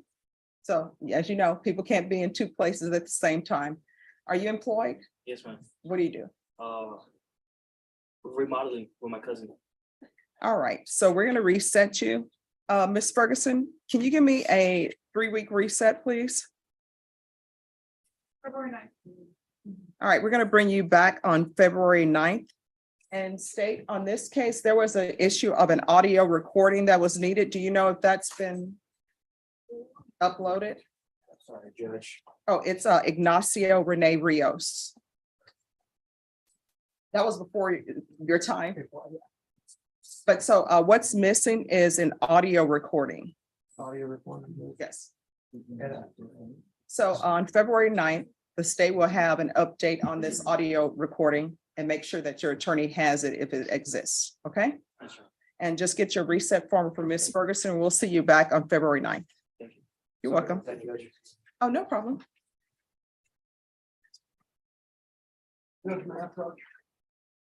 Just one moment. Yes. Oh, you're wearing green. I'm wearing green. It's like we called each other or something. But we didn't call, we didn't call Jason. Yeah. Jason didn't get the message. I like green, you know. Yeah, do not mention last night because my mom will wonder why I didn't tell her about you. So Mom, he's just joking. There was no last night with him. No. No, this morning, yes, but not last night. Again, he's talking about this morning in court. Because otherwise he hasn't done my lawn. I'm telling you, my neighbors are gonna be so upset with my lawn. I'm working on it. All of my St. Augustine grass died. I got some winter ride and it was crazy during the winter. Yeah. And I'm like, that's the worst thing I've ever done in my life is plant. It just grows. I was like, if we look forward to the winter, because you don't have to. Yeah. And now I'm like, no, it. Oh my gosh. It's only half an acre. That's a lot. Well, I guess it can't, anything is a lot. Anything is a lot, but you don't want to do a lot. Exactly. Judge, I believe on one of those, the indicted case, it looks like that, I think there's already a $10,000 bond set. I believe that, I'm just looking at the CM. Yes. And the state's not opposed to a $10,000 bond that they're asking for. And the reason being is that both these cases are from October, one's from October 6th and one's from October, I think, 12th. They might be tied together of 2022, so they're very short. I mean, like a span. And the non-indicted drug case, I looked it up. We don't have the labs back yet. Okay. It's 200 to 400, so that's all I have for you. Okay, all right, so one, I don't have an order attached to this. Correct. Yeah, and I tried to get it out of your file, but it's the door's locked. Well, I had to go down to the second floor just to do this. Oh, you should have came here and just talked to the clerk. We only have one clerk. And she's a good multitasker. She's been handling it all, but I don't want people to say that because when it's only one person, then they say we don't need to. I just wanted to say what other thing on that one. It does also send from the same as a UCW possession. And he has $15,000 bond on that. So I just want to be fully aware. And that's not indicted. Okay. All right. Is there any need for GPS? Any thoughts on that? The state would be asking. Yes, felon possession and also the two. All right. So GPS partial to work. Yes, please. Okay. All right. Let's get that from. All right. If you'll get the motion and everything from the clerk, we'll go with that. Thank you. Thank you. Okay. All right. But I promised the jury we start at 11. All right. So we're ready on Leroy Johnson. Court is calling 2022 CR 10140 State of Texas versus Leroy Harvey Johnson. Could I have parties announced for the record for the state? Jason Dorgans for the state. Defense? Mr. Johnson. And are you Mr. Johnson? Yes, ma'am. Counsel, have you received all the discovery in this case and did you review it with your client? I have. Court will find that the state is in compliance with discovery. Mr. Johnson, I'm showing you what's entitled Application for Deferred Adjudication or Community Supervision. Did you review that with your attorney? Did you understand it and did you sign it? Yes, ma'am. Next, I'm showing you what's entitled True Bill of Indictment. Did you review that with your attorney? Did you understand it? Yes, ma'am. Counsel, do you waive the reading of the indictment? We do, Your Honor. State, are you proceeding on the indictment as presented?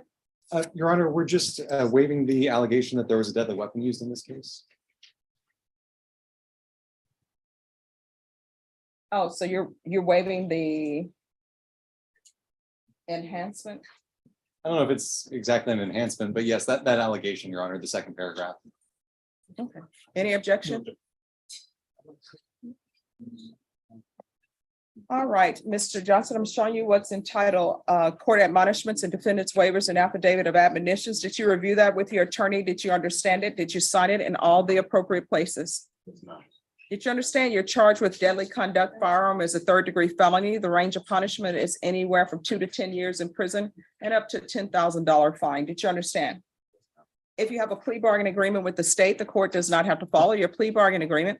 If for any reason the court does not follow your plea and gives you more than you bargained for, the fact that you entered a plea will not be used against you, and you will be allowed to withdraw your plea. Did you understand? Yes, ma'am. Did you understand you have a right to jury trial, a right for you or your attorney to cross-examine and confront any witnesses the state would call, and the right to remain silent? Did you understand by entering this plea bargain agreement, you were giving up those rights? Yes, ma'am. And did you intend to give up those rights and enter into a plea in this case? To understand, if the court were to grant your application for deferred adjudication, if for any reason your deferred adjudication were revoked, the court could find you guilty and sentence you up to 10 years in prison and up to a $10,000 fine. Yes, ma'am. Counsel, has your client been able to provide you with any defenses? Yes, Your Honor. Do you believe he has a rational as well as a factual understanding of the charges against him? Yes, Your Honor. Do you believe he's currently competent and was legally sane at the time of the offense? Yes, Your Honor. Mr. Harvey Johnson, has anyone threatened you, coerced you, or placed you in fear to get you to enter this plea? No, ma'am. Has anyone promised you anything other than the plea? No, ma'am. Are you satisfied with the way you've been represented? Yes, ma'am. Are you a U.S. citizen? Yes, ma'am. Court will find that defendant has knowingly and voluntarily waived his right to jury trial, showing you the plea bargain page. Did you review that with your attorney? Did you understand it? Yes, ma'am. According to the plea, the state is waiving the deadly weapon allegation. They're asking that your punishment be assessed at a cap of 6 years in the prison. They're remaining silent on your application. They are taking in consideration 2022 CR 10141, 2022 CR 10142. There's to be restitution, if any, to Hector Vega, VEGA. Did you understand that to be the plea? Yes, ma'am. Defense? It is, Your Honor. State? Yes, Your Honor. Showing you the paragraph entitled Waiver of Appeal paragraph. Did you review that paragraph with your attorney? Did you understand it? Did you sign it in both places? Yes, ma'am. Did you understand by signing that you're waiving your right to appeal? The only items that can be appealed are written pretrial motions that have been filed, heard, and ruled upon by the court. Did you understand? Yes, ma'am. Counsel, are there any such motions? No, Your Honor. Then to the offenses charged in the indictment, how do you plead? Guilty, not guilty, or no contest? State any evidence. Yes, Your Honor. At this time, we offer State Exhibit 1, the defendant's waivers and stipulation of evidence, as well as the discovery acknowledgement for this case. No objection. All right, Mr. Johnson, I'm showing you what's entitled Waiver and Consent to Stipulation of Testimony and Stipulations. Did you review that document with your attorney? Did you understand it? Did you sign it in all the appropriate places? Yes, ma'am. Again, did you understand you have a right to jury trial, a right for you or your attorney to cross-examine and confront any witnesses the state would call, and the right to remain silent? Yes, ma'am. Did you understand that today the state would be presenting evidence in the form of witnesses' statements and police reports, but most importantly, there'll be no live testimony? Did you understand? Court will find that defendant has knowingly and voluntarily waived and consented to stipulation of testimony and stipulations. Court will accept into evidence States Exhibits 1 and attachments and review the same. All right, after reviewing States Exhibits 1 and attachments, the court will find there is sufficient evidence to find you guilty. The court will defer finding of guilt as you applied for deferred adjudication. We will come back on February 9th. At that time, I'll make a decision on your application. My decision will be based upon any evidence that's presented to me and the PSI report. Does your client need a top evaluation? He does, Your Honor. All right, so state, it's going to be a PSI report and TAP evaluation. Thank you, Your Honor. All right, thank you. I'm out of breath, Judge.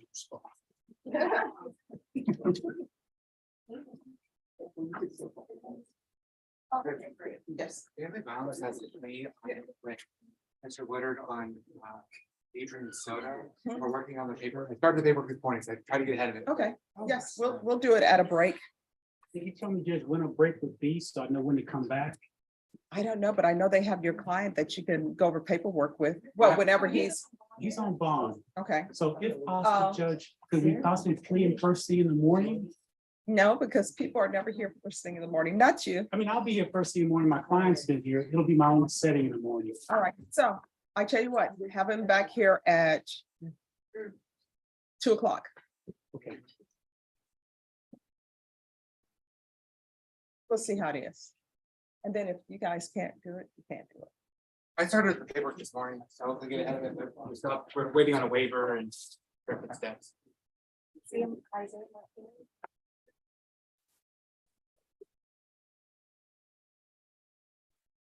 Okay, Turned out the ISF, probably needed 6 months rather, I told him 90 days. okay, I'd rather swing. Take door number 2. all right. We can bring it back down the break. Yeah. Okay, He's sitting in 50. okay. All right, we'll do it on break. You're welcome. And do we know all the jurors are here?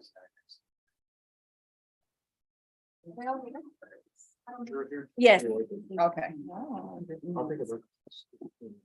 Yes. What pre-trial matters? I think there's some. You want to do the rest of the break? Business records that we talked about in. That's what you're ruling on. I haven't had quite a break. Look at everything, guys. Okay.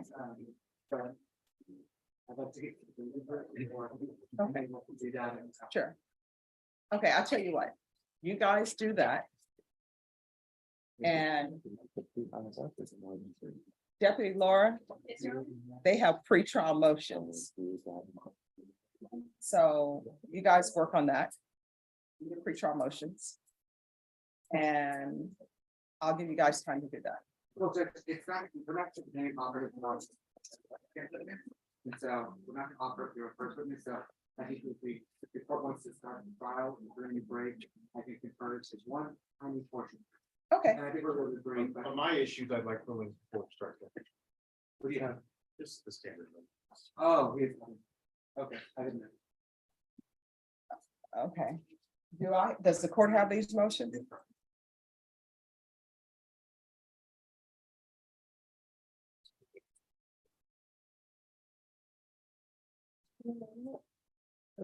Yes. I think yes.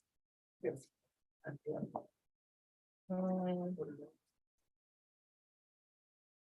Well, let me ask you, So I'm assuming you're gonna agree. your client is right back there, right?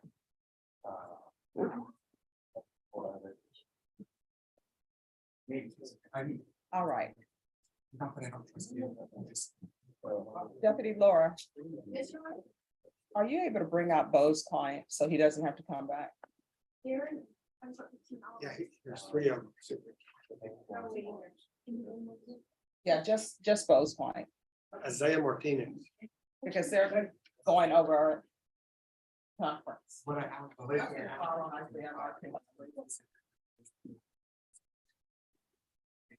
Yeah. Morning.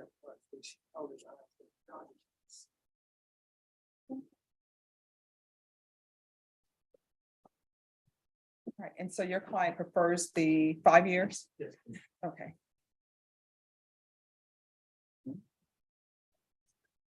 All right, you ready to go on the record? You're welcome. No, you're always very patient. All right, and my mom always says that. The court is calling 2021 CR 10090, State of Texas versus Isaiah Anthony Martinez. Could I have parties announced for the record for the state? Defense. All right, and defense, are you asking for a new trial on this case? Orally? Any objections? All right, so Mr. Martinez, can you raise your right hand for me, please? Do you solemnly swear or affirm the testimony you give will be the truth and nothing but the truth, so help you God? All right, you can lower your hand, state your name for the record. All right, Mr. Martinez, the court had informed you that the court would either sentence you to 5 years in prison, or either you could go into treatment through ISF. At first, you stated you wish to go to ISF. Your attorney has informed the court that you wish to serve your prison sentence. Is that correct? All right. Then the court will grant the motion. Are you waiving your right to appeal? Yes. All right, the court will grant the motion, find you guilty, and sentence you to 5 years in the prison. There's an affirmative finding of deadly weapon. And there's to be no unsupervised contact with minors. Let me see. And there's to be no contact with Robert Wagner. Is there anything else from either side with regards to sentencing? Yes, and the court will give you credit for any time served. All right, did you review the document entitled Trial Court Certification of Defendant's Rights to Appeal with your attorney? Did you understand it and did you sign it? Because this is a plea bargaining agreement, because I followed your plea bargaining agreement, and because you waived your right to appeal, you do not have the court's permission to appeal. Do you understand? All right, good luck to you. Thank you. You're welcome. Curtis Williams. Thank you. You're welcome. Have a good day. Yes.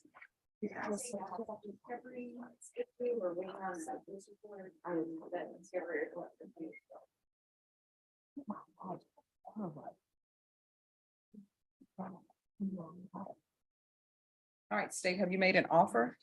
Yes.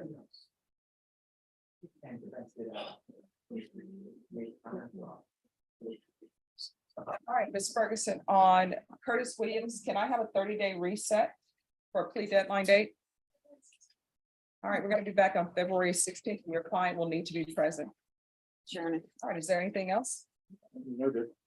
Thank you. Thank you.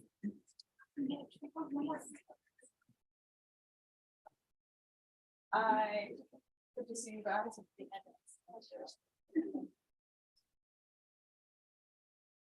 It's Dia. Maybe the same thing except the 16th.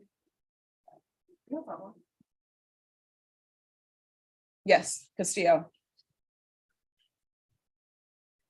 All right, Norma Williams is the 17th.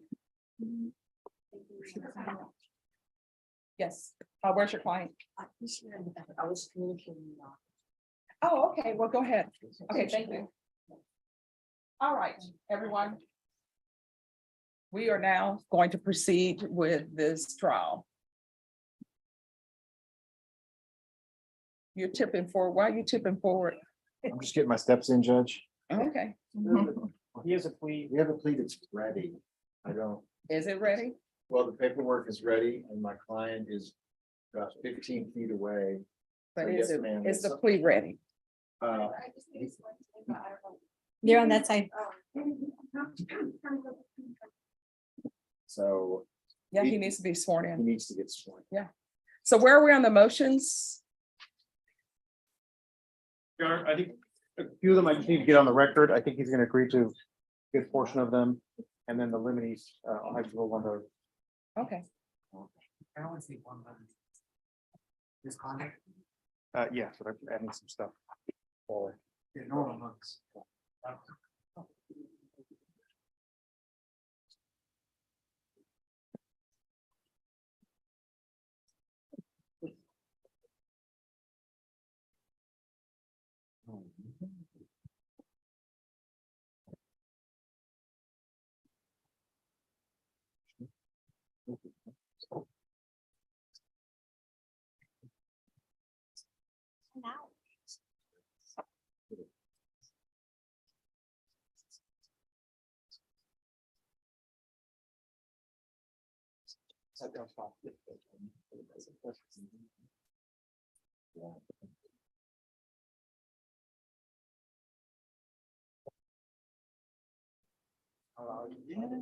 Neri Jimenez.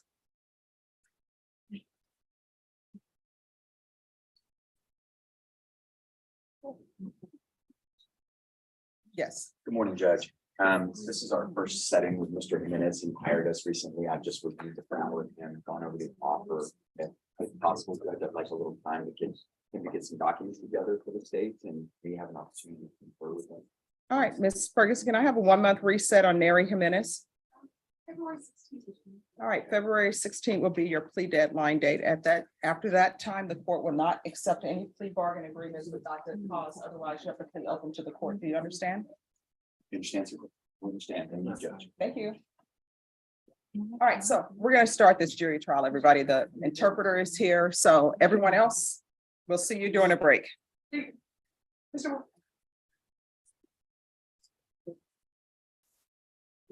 Get out of the way.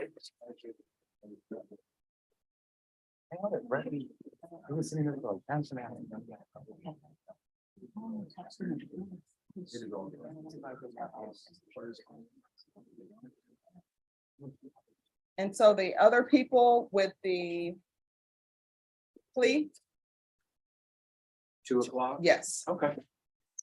Can be here as you judge. Thank you. All right, thank you. Yeah, I think we got it. Yeah. Jason.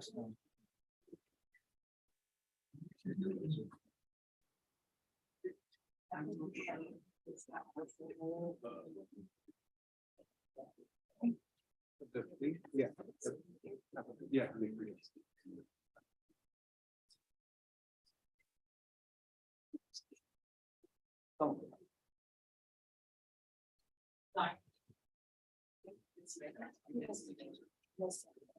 So let's make sure that, when on a break, I put them up to recharge.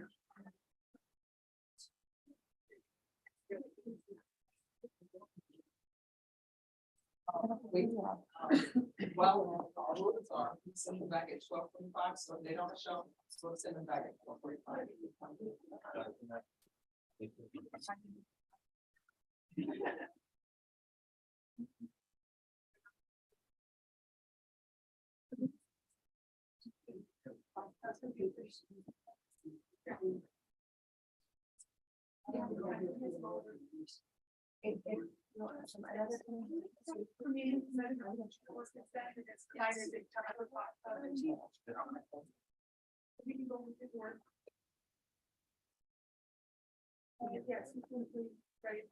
Coach good.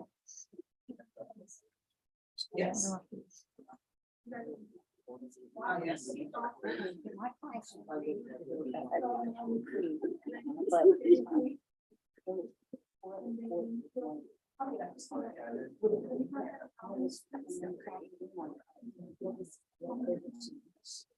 So would it be possible? You said this, or just give me to sign the papers and then you said it just wants us to do this. Thank you, Judge. It's us, Judge. It's us. The one that they board wanted to break. All right, so then. We'll have it under break. I have the order. That's the 10,000 GPS, what's the loose or what do you kind of?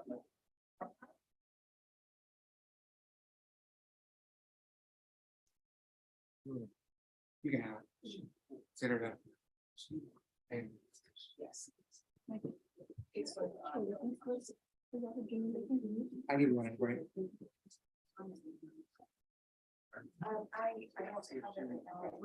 We're in trial, but we'll get to you at lunch. No problem.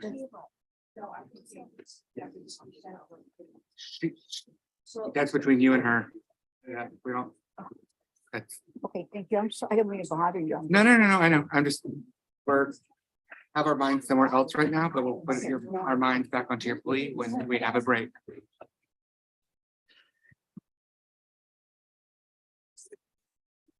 No.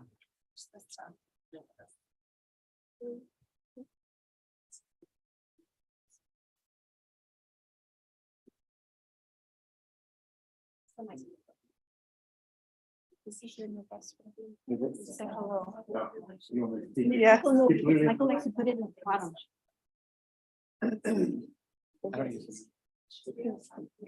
I will speak out on that. One of the things. Okay, as long as you, no, I understand, just as long as I can hear, otherwise I'll interrupt every 5 seconds. That's all I'm saying. It's because I hate hearing her. Oh, okay, yeah, you're. It's I get what you're saying. it's, Okay.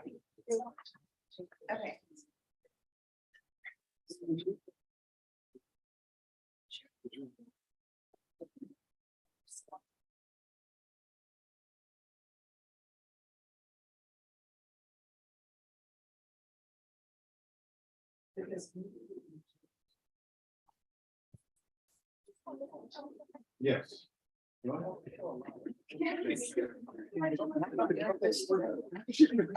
Every line where courthouse would come up.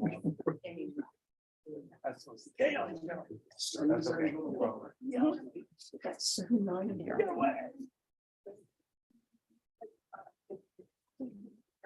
Generated their trial this afternoon. Yeah, no, we'll see where we are.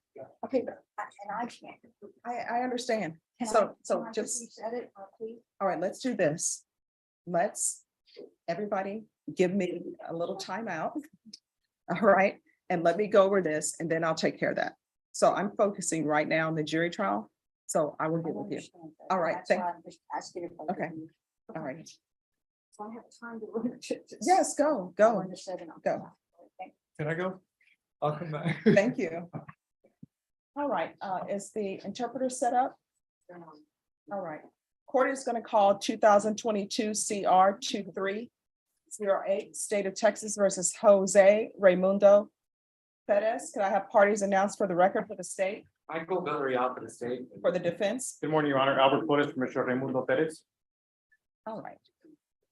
And my understanding is that, I'm sorry, we do have a interpreter. Could you raise your right hand for me, please? Do you solemnly swear affirm you will faithfully translate from English into Spanish and Spanish into English, so help you God? I can do it. All right, you can lower your hand if you'll state your name for the record. All right, it's the court's understanding that there's some pretrial motions. There are, Your Honor. These were filed as best as I can tell in August of last year. The first one is requesting a pretrial hearing, which we're having right now. The second one is a motion to set aside. I'm sorry, the second one is a motion for an identification hearing. We're waiving that one, Judge. Okay, The third one is a motion to set aside the indictment. We're waiving that one as well. The fourth and the fifth ones are motions in limine. They have to do with any previous bad acts or any previous criminal records or allegations with respect to this defendant and with respect to any of my witnesses. all right, state with regard, thank you so much. State with regards to that. Just approach before you seek to elicit any type of testimony in regards to that. Yes, Your Honor. Next. Your Honor, and I'm going to expand, it's probably going to be my biggest motion. There are allegations within some of these reports that there was an admission or a partial admission or a perceived admission. And the reason I want to approach on those issues is because there's also confusion as to who allegedly heard those admissions. While it may be proper through some witnesses, we believe it's not proper through all witnesses.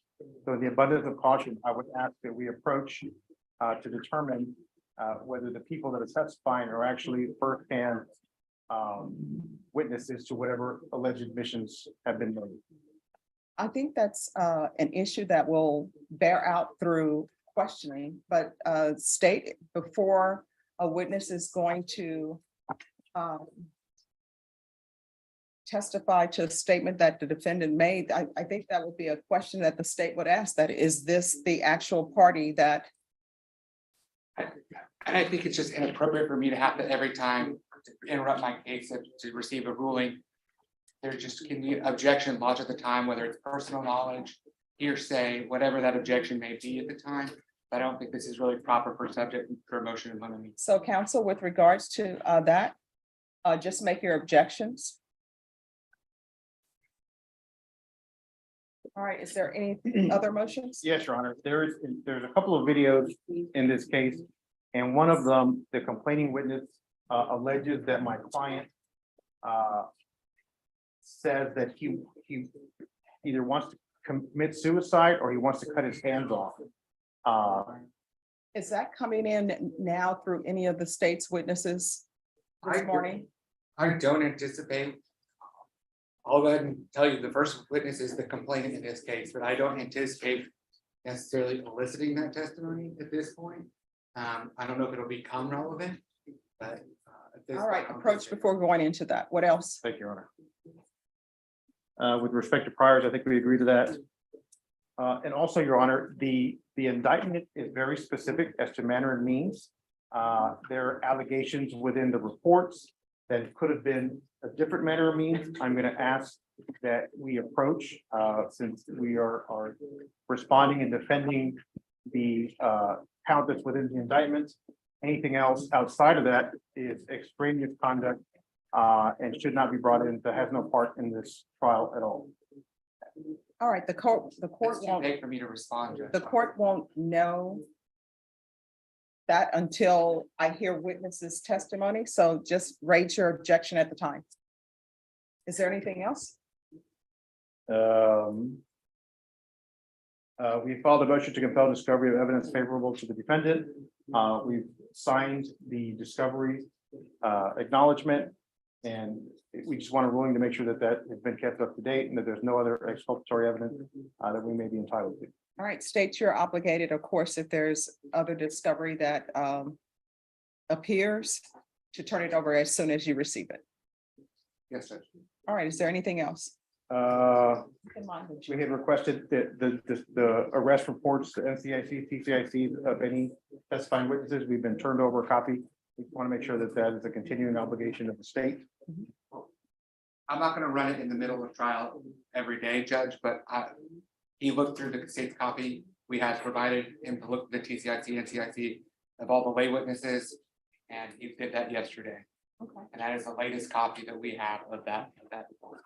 All right, anything else? I believe that was all I know.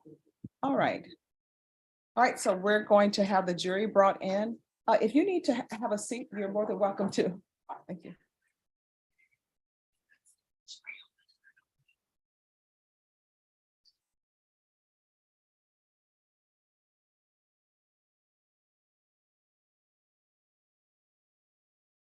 And just so everyone know, I'll let the jury know the reason why we're running late is because of the court and not because of anyone else.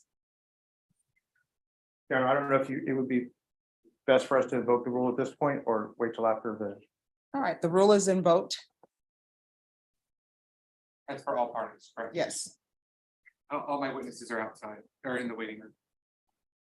All right, counsel, the two persons you have here, are they going to defense? Are they going to give testimony? They will not, Your Honor. Okay.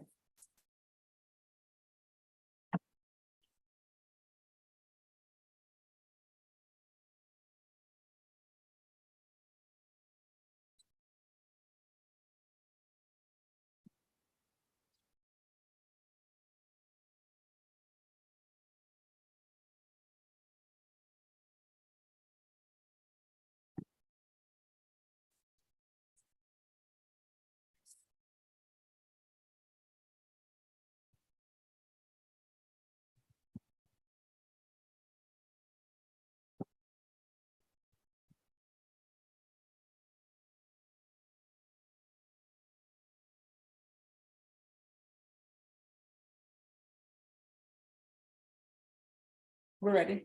All right, for the jury.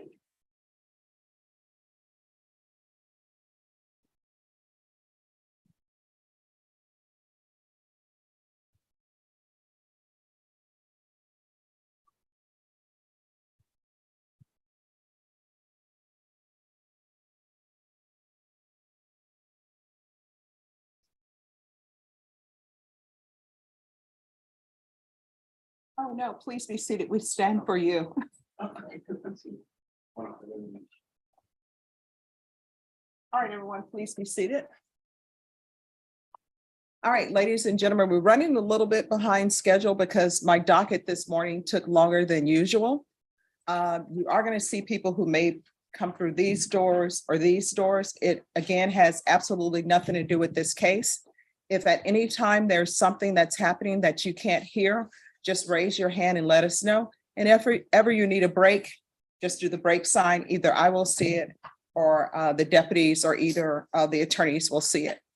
So you were given an oath downstairs, but I'm going to give you a different oath and it's related to this case. If you could raise your right hands for me, please. Do you and each of you solemnly swear or affirm in the case of the state of Texas versus Jose Perez, you will a true verdict render according to the law and the evidence, so help you God? All right, you can lower your hand. State. And Mr. Pettis, if you could rise, please. True bill of indictment in the name and by the authority of the state of Texas, the grand jury of Bexar County, state of Texas, duly organized, original, and sworn and such at the March term AD 2022 of the 175th Judicial District Court of said county in said court at said time, do present in and to said court that in the county and the state aforesaid and anterior to the presentment of this indictment, on or about the 12th day of October 2020, Jose REYMUNDO PEREZ, hereinafter referred to as defendant, did intentionally and knowingly cause the penetration of the anus of Marisa Elizabeth Gale Salazar, hereinafter referred to as a complainant, by the defendant's finger, said act having been committed without the consent of the complainant, and that the complainant had not consented, and the defendant knew the complainant was unconscious and physically unable to resist against the peace and dignity of the state, signed form of the grand jury. All right, Mr. Pettis, to that charge, how do you plead? Guilty, not guilty, or no contest? Not guilty. All right, state. You may proceed with opening statements. Yes, Your Honor.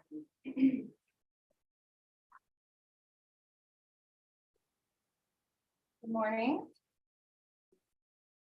I'll be in here now. Sexual assault are not easy. This case, as I imagine, most cases involves someone who put their trust in the wrong. Someone who let down her guard, made herself vulnerable amongst people she trusted. Our victim, Marisa, you'll find out she was at a party with her boyfriend at the time and his family. People she had known before, people who she had trusted. They were celebrating. There was alcohol involved. What you'll find out is that at some point, perhaps she has too much. Her boyfriend takes her to a room, a dark room, and she lays down. Later that night, you'll hear that she wakes up to feeling something touching her. She looks over. She notices her underwear is removed. And she feels a penetration inside of her hand. She looks over, you'll hear that she saw the defendant. You'll hear her recount this. And you'll be able to gauge her on the stand, like we talked about credibility. She feels what we talked about, or what you talked about, fear, shame, all of those emotions. But she still, you'll hear she was overcome. She still starts crying. And she tells her boyfriend what happened. And you'll hear from her boyfriend, who is now her husband. They now have a child, only one child. And you'll hear from him how he saw Marisa that night, what her emotions were, why he believes her over his father.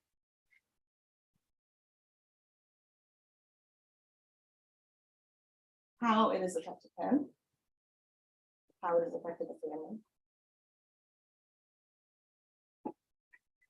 But you'll also hear from a sexual assault nurse. Marisa does end up getting law enforcement involved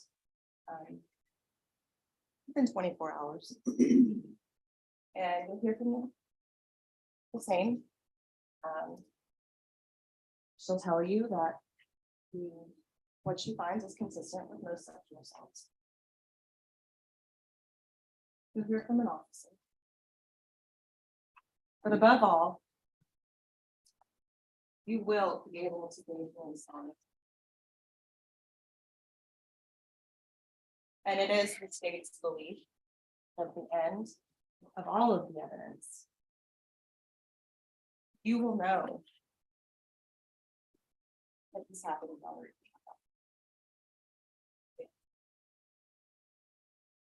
defense. Yes, sir. Good morning again, ladies and gentlemen. These are tough cases, and we talked about initially why they are tough cases. What I asked you to do, and I think what the evidence is going to show, is that from the beginning, the people doing this investigation maybe didn't receive all the best evidence. Maybe they didn't receive all the things that would help them properly evaluate, investigate, analyze evidence to give you something to work with. What I'm also going to offer to you is that prosecution, and by extension, their investigators, did not do a complete investigation of everyone that was there at the party. Because you're going to hear testimony that this was not your typical party. This was not your typical evening out with the family. You're going to hear evidence that this family, over time and consistently, without any previous trouble, would have very late night, very intoxication fueled get-togethers that would last until 4, 5, sometimes 6 in the morning. You're going to hear testimony, I suspect a little bit from the complaining witness and from other witnesses, that this was not a bunch of girlfriends acting silly, a bunch of girlfriends acting giddy, having fun while they're out drinking. You're going to hear evidence and testimony that people were passed out, that people were falling over, that people were throwing up, that people couldn't remember many parties involved, many of the details that happened on that day. Now, the state is going to ask you to look the other way from each other. It's going to ask you disregard the intoxication, disregard the lack of evidence, disregard the lack of scientific evidence, disregard the fact that these levels of intoxication were out of control. Finding those things. Our evidence is going to show that whatever they're saying happened, we're very fortunate through technology that we are able to limit it to a very small period of time. We are able to tell you that this very small house with multiple adults, multiple children walking around is not a place where this defendant or any person could have gotten away with what they're saying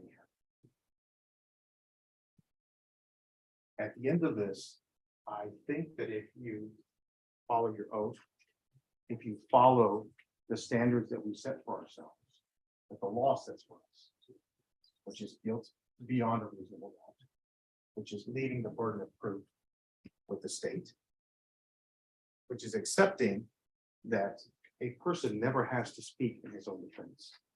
If we all follow those principles, I believe there's going to be only one way to go. All right, state, call your first witness. Yes. Yes.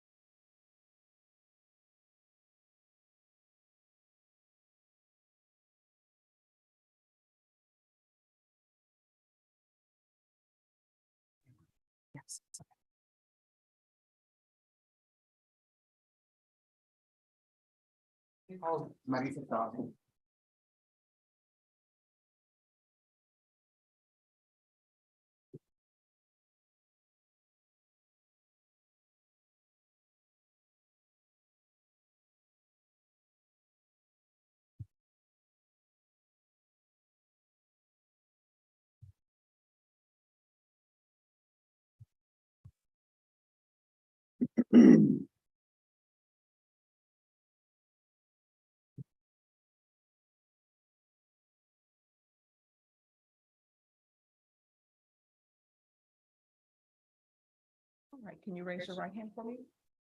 Do you solemnly swear or affirm the testimony you give will be the truth and nothing but the truth, so help you God? All right, you can lower your hand. And state your name for the record, please. Marissa Salazar. May I proceed, Judge? Yes. Thank you. Marisa, how old? I'm 24. And are you from San Antonio? Yes, I am. So born and raised? Yes, I am. Are you married, single, engaged? Engaged. Who are you engaged to? His name is REYMUNDO PEREZ. Okay. And do you have any kids? I do. How many? So with his older son, we have 3. I just had 2 babies this past year. And your fiance, is he the father of both the children? Yes. And when did you have your last child? 3 weeks ago. Okay. So pretty fresh. Very fresh. How's the sleep? He doesn't. So do you currently reside in Bear County? I do. You understand why you're here today, correct? Yes. Yes. So I want to talk about the events about why we're here. In October, I should first ask this, when did you meet your fiance? We met in 2017, working together at Rolling And you call him Ray, right? Yes. So you met Ray in 2017. Did y'all end up eventually dating? Yes, much later down the line. Okay. Do you remember when you started dating? In 2020, we got together in June. So June of 2020. Yes. Prior to that, were y'all living separately? Yes. Did y'all ever move in together? There was a point where I did start staying with him, but not necessarily like completely living together. And then the following year, yes, we did end up moving in together.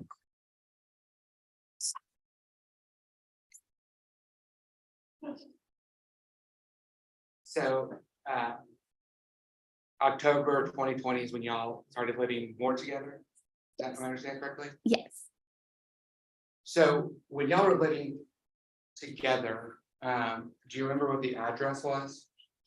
I know that it was the Remuda Drive address. I don't recall the numbers. Okay. Was anybody else residing at that house? Yes, Carol and Kyle McCaislet. Okay. And are they related to you or to Ray? To Ray. How are they related to Ray? Carol is his sister and Kyle is her husband. So you moved in with them? Yeah, I was staying there. I was going back and forth between my parents' house and their house. Does the address of 7123 Bermuda Drive sound correct? Yes. Is that located here in Bear County, Texas? Yes. So about October 2020, you're spending more time at that address, right? Yes. Are you staying overnight? Yes. Prior to October of 2020, had you met any other of Ray's family? Yes. I had met all of his family pretty much at that point. His sisters, his parents, and everything. So you met his dad? Yes. What's his dad's name? We also called him Ray. Do you know his full name? Jose REYMUNDO PEREZ. Okay. Do you see Jose Reymundo Perez in the courtroom today? Yes, I do. And can you look at him and point at him and identify him by a piece of clothing? He's wearing the blue shirt. And your honor, ask the record reflect that the witnesses identified the defendant. As far as prior to this incident that we're here for today, about how many times have you met the defendant? It had been a handful of times. He wasn't always there, but when a lot of times on our weekends, we would have like dinners and we would all hang out and have, small gatherings. And he would show up occasionally, or we had gone on family vacation together in June of that time. And so there had been multiple encounters. So you were familiar with who he was? Absolutely. No problems with him? No, not at all. It's fair to say y'all had a fairly amicable relationship? No, yeah, my birthday was in August, right before that, and our relationship was like, yeah, he had brought me two beers to the table and kissed my head, you know, like it was very friendly and loving. Your Honor, may I have a question? Yes.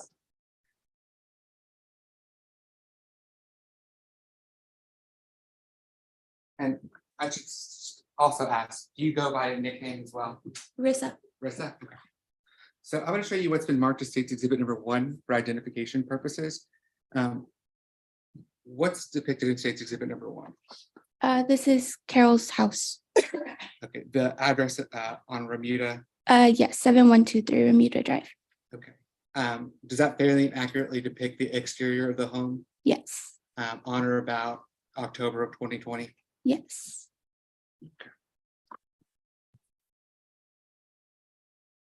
Now, as far as when you spent the night at the house, did you stay in a particular bedroom?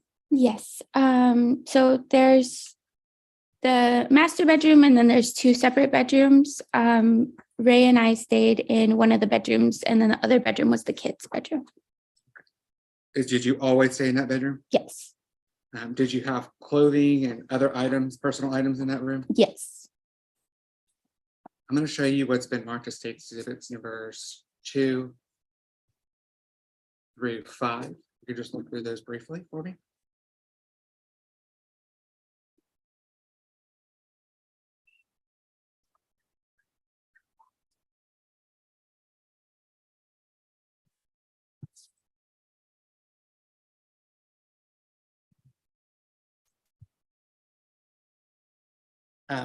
What's it depicted in State's Exhibit number 2 through 5? Our bed, my clothes and shoes on the floor, and then our dresser, and So is it fair to say what's depicted in State's Exhibits 2 through 5, the bedroom and its contents yes, that you stayed in? yes, And does it fairly and truly accurately depict the room that you stayed in yes, around October of 2020? perfectly. And Your Honor, at this time, the state moves to admit State's Exhibits 1 through 5. I'm going to tender to defend for objections of any as previously tendered in discovery.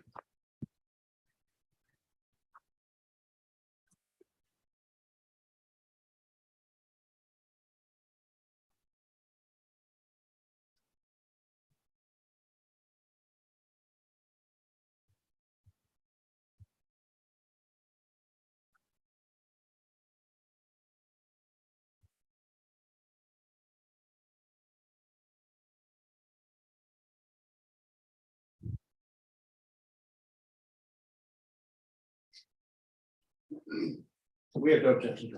All right, State's Exhibits 1, 2, 3, 4, and 5 are admitted without objection. And Your Honor, may I publish? Yes. Thank you. Marisa should be able to, assuming that the technology works. And ladies and gentlemen, you should also be able to see on your screens. If it's working. Tried yesterday, it was work, so.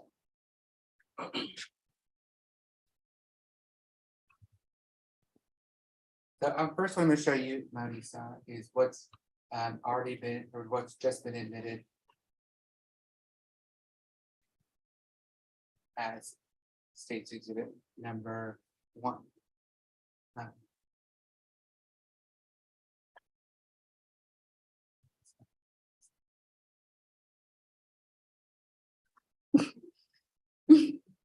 This has to be built.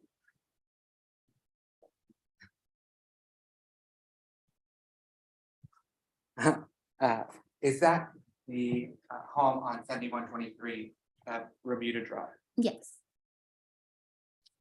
And then I'm going to show you what's been admitted as State's Exhibits 2, 3,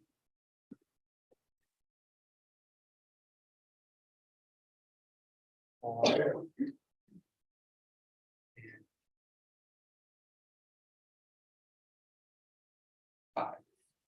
5.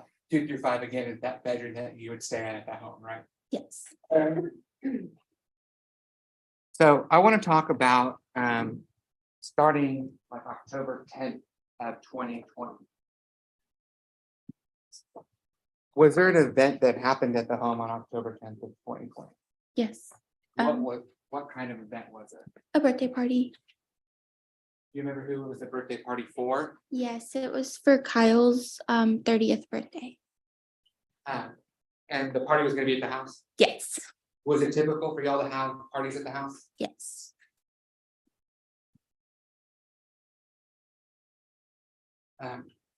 So around this period of time, were you working? Yes. And what were you working as? A hairstylist. And so were you initially home when this party started? When it got started, yes, Had you worked that day?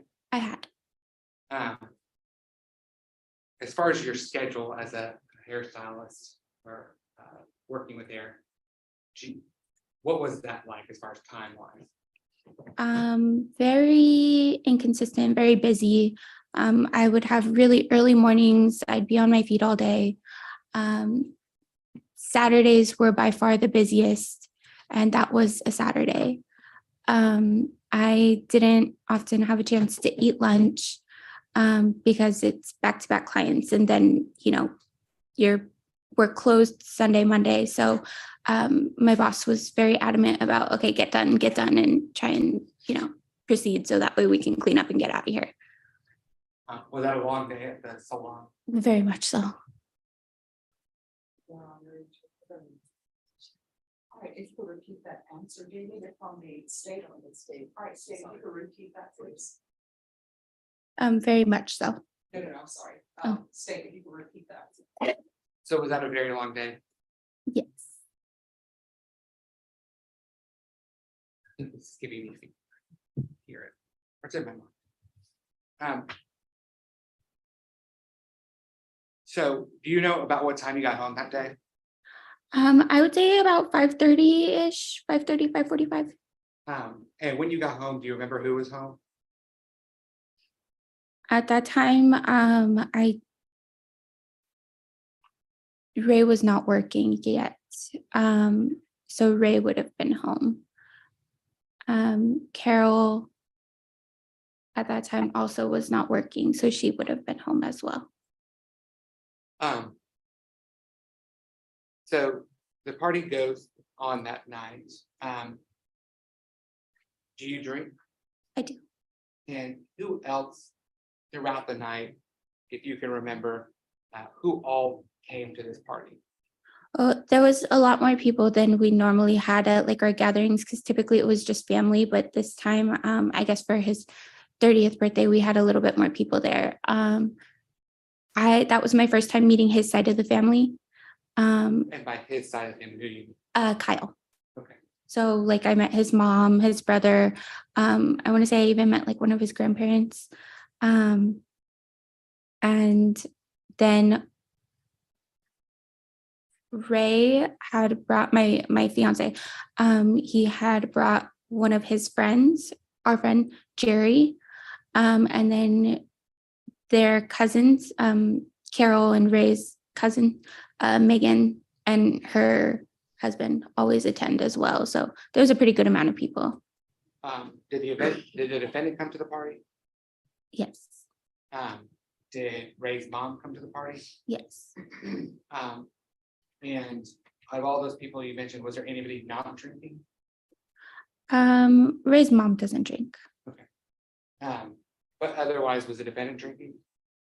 When he arrived, yes. And you had drinks that night as well, right? I did. So once the party starts, is everything going normal? Yes. About how late do you stay awake, if you recall? So that day I had napped before the party. So I stayed awake we all stayed up and sat around at the table. I would say I went to go to lay down around 2:30. 2:30 in the morning? Yes. And prior to that, was there any arguments or anything like that at the party? No. So when you go to bed, do you go to bed by yourself Ray walked me to the room. in the room that is depicted in State's Exhibits 2 through 5, those pictures? Yes. That's the same room we're talking about. Yes. So he takes you to the room. Do you go directly to the room? Yes. And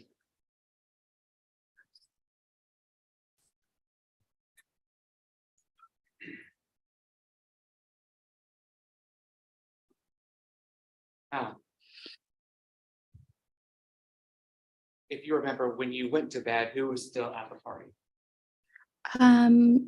Jerry was still there, but he was getting ready to leave. Ray's dad was still there. His mom had just left, and Kyle and Carol obviously were still there, and their cousins were still there. So Ray takes you to the bed. Once you get to the bedroom, what happens? I go to sleep. Eventually, do you wake up? Yes. Sorry about the noise. Why do you wake up? I had gotten up to go to the bathroom, but later that night/morning, I had woken up because I had been touched. So let's talk about the first time that you wake up. You said you wake up to go to the bathroom. I did. Did anybody see you go to the bathroom? No. So you use the bathroom and then you go back to bed? Yes. And that same bedroom that we're talking about? Yes. You remember, did you look at a clock when you woke up to go to the bathroom? The first time, no. So you don't know if it's been hours or anything like that? So in between that, do you know, you didn't wake up at all? No. So you wake up the second time, you said, because someone is touching you. Yes. When you wake up, what is it, where on your body do you feel being touched? My anus. Your anus. Okay. Can you describe that sensation for the jury? There was penetration. This penetration, did it hurt? Discomfort. Okay. When you went to bed, were you wearing clothes? Yes. When you feel the sensation, do you know where your clothes are at that point? Yes, they're on my body. Like I had felt that my skirt had been lifted up, but I was still fully clothed aside from that.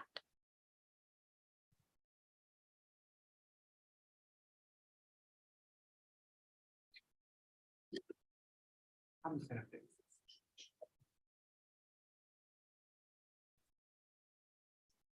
So your skirt was down when you felt that penetration in your anus. It was lifted up. Lifted up, okay. Mhm.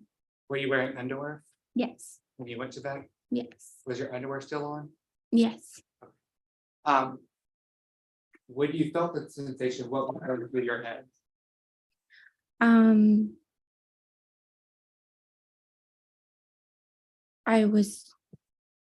I don't know how to describe that. I had opened my eyes and I was recognizing that I had felt something, and I turned around and like trying to, I guess, make sense of what I was feeling.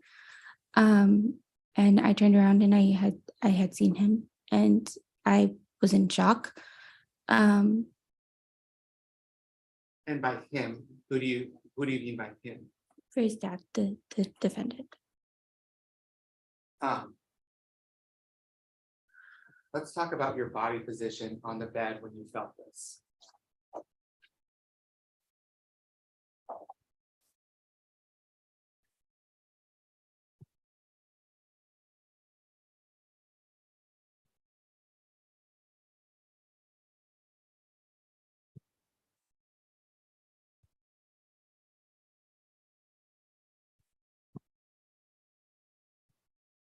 I'm showing what's already been admitted as state's exhibit number 2, and assuming the technology works, you should be able to touch on that screen and it'll mark. So, where are you facing while you're sleeping? So my face was towards the wall, so I was laying right here. And my face was towards the wall. So the first thing I saw when I opened my eyes was the wall. Okay, and can you put an X about which wall you're facing? Are you laying on your back, on your side, on your belly? On this side, my left side. So you're on your left side and you're facing that wall where the X is. When you feel the sensation, right?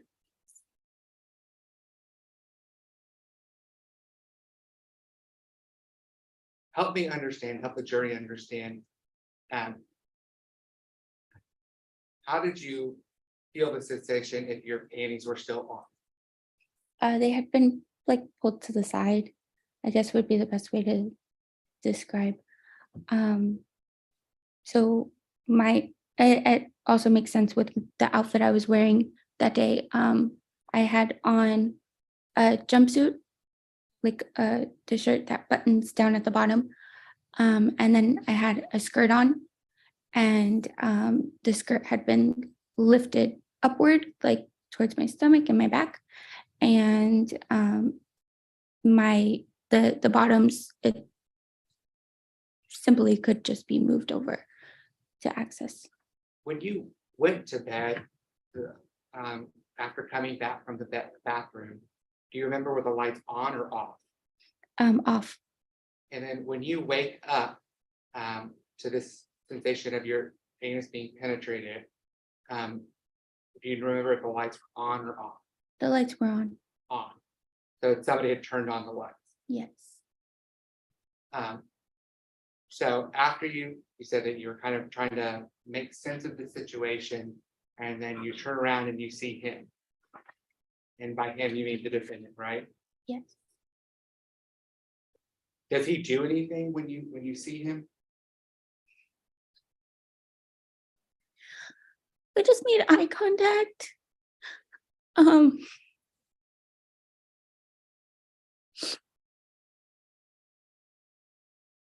I turned around, and being like out of it, I like hadn't completely focused on his face. I hadn't like made sense of what I was seeing. It was almost like I looked at him and I was like, I did like my face changed. I had like a half smile at first, and then I recognized that he was in fact not my fiance entering the room and touching me. And I remember I just gasped a little bit, like I lost my breath. And I think he saw my face change. And I think that he, in that moment, I think he knew that he had made a mistake. Object to speculation. So I want to talk about when you make eye contact with him, you see him, you are sure that it is the defendant, right? Absolutely. You've met him before, right? Yes. On several occasions. Yes. So this is not a case of a stranger doing this to you, right? No. This is somebody that you know and you have known. Yes. When you look at him, is he clothed? Yes. Do you see where his hands are? By his side, kind of. So does his hands move at all when you see him? Yes. They went down, like to go back by his side. Okay. And describe that for the jury. You see his hands move. Where do they move from? From my direction. Okay. So, yeah. From what part of your body do you see them move from? Or generally? Well, looking over my shoulder and like turning that way. Can I stand? And Do you think So- it would assist the jury in showing kind of how your body moved? yeah, I think so. So if, Step down okay, in front of the jurors. so when I was sleeping, I'm sorry, if you could, keep your voice up so that, the interpreter can hear, so she can interpret, okay? yes, yeah. Thank you. So when I was sleeping, this is my left side, so we'll say over here is the wall. I turned around and I had seen his face directly behind me, and he just quickly had put his hands back at his side, and that's when we had locked eye contact. And he stood there for just a second before, it's like he froze for a second, and then he instantly turned around and walked out, like quickly. And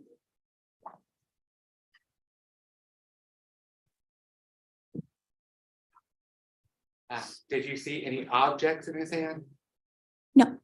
Did you see any objects on the bed that you could have been, that had penetrated you? No. So the only thing that was close to you while anus was being penetrated was his hands, correct? yes, When you first feel this sensation, just prior to that, were you sleeping? I was. And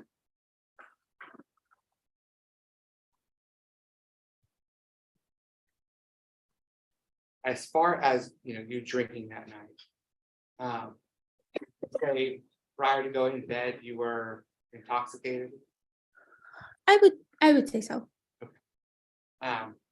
And would you say that your level of intoxication changed your ability to resist and necessarily feel something? No.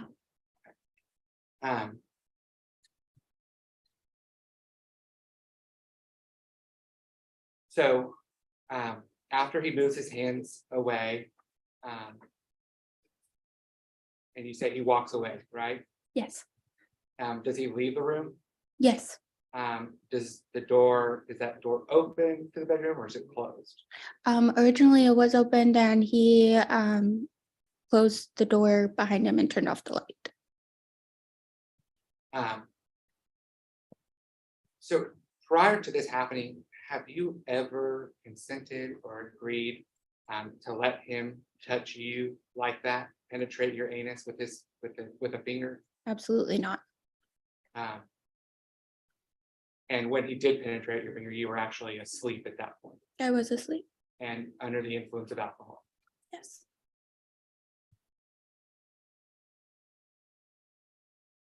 So once he leaves the room, what do you do next?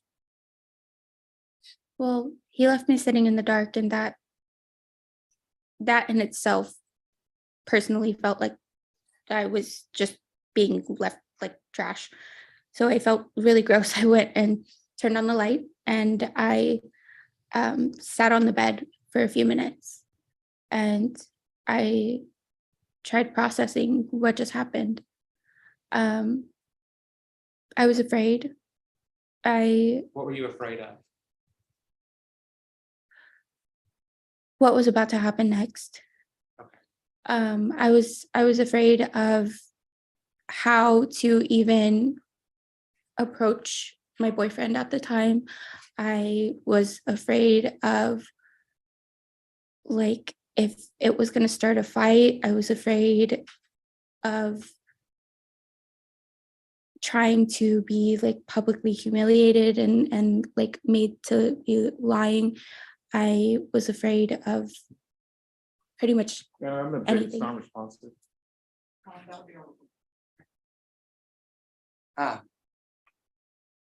So all this is going through your head about kind of all the things you're afraid that might happen if you say something, right? Yes. Do you eventually leave the room? Yes. How long are you in the room by yourself before you leave? At most 10 minutes. But after I sat there for a second, I said that it would be wrong of me to withhold information from my boyfriend if this were to happen, because I would want to know if if the roles were switched anyway. Okay. So once you leave the room, where do you go? I go outside to where the party is. Okay. When you go outside to the party, who is all out there at that point? Ray, his father, and the cousins were still there at the end of the table. Okay. What about Karen? Yes, she was there. And Kyle? Yes, they were there. And the defendant? Yes, he was there. Was he outside? He was.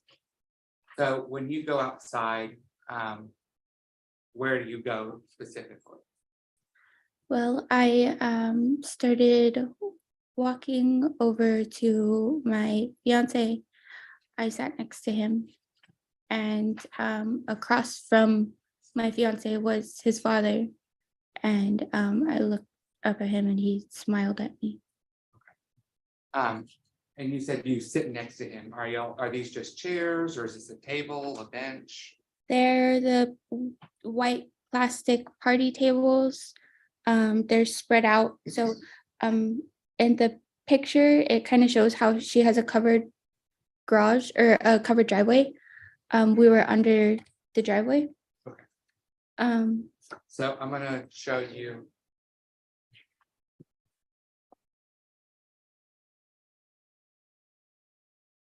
What's already been admitted as state's exhibit number 1. Is that the covered driveway you're talking about? Correct. Okay. So this is actually like right about where we were. Instead of the vehicle being there, there were tables and chairs right there. And if I'm putting it into like actual perspective, Ray and I were sitting right here. This is the table. His father was right about here. And is this the front yard or the backyard? The front yard. And so you sit next to your to Ray, and then the defendant's across from you, and he smiles at you. What happens next? I put my head down and well, I told Ray I wanted to be brief about it because I didn't want to stay outside with his father.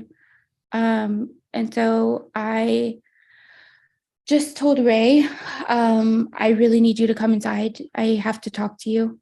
And his response was just, okay, yeah, like give me a minute. Let me finish my drink and I'll go in. And so I got up and I went back inside. And so you go back inside. Where inside the house do you go back to? Back to the room. I headed back in that direction. And I know this might be painful. I'm just making sure that the record's clear and that everybody's understanding. When you say the room, you mean the same room we've been talking about? Yes. When you go to the room, do you keep the door open? Do you close the door? So on the way back to the room, after he had smiled at me, I kind of lost it. And what do you mean by lost it? Like I couldn't hold my emotions together anymore. I started being hysterical. Like I had a full-blown panic attack. I was bawling my eyes out and I started hyperventilating a little bit. And on the way back to the room in the hallway, I had bumped into Kyle and he had seen me having the meltdown.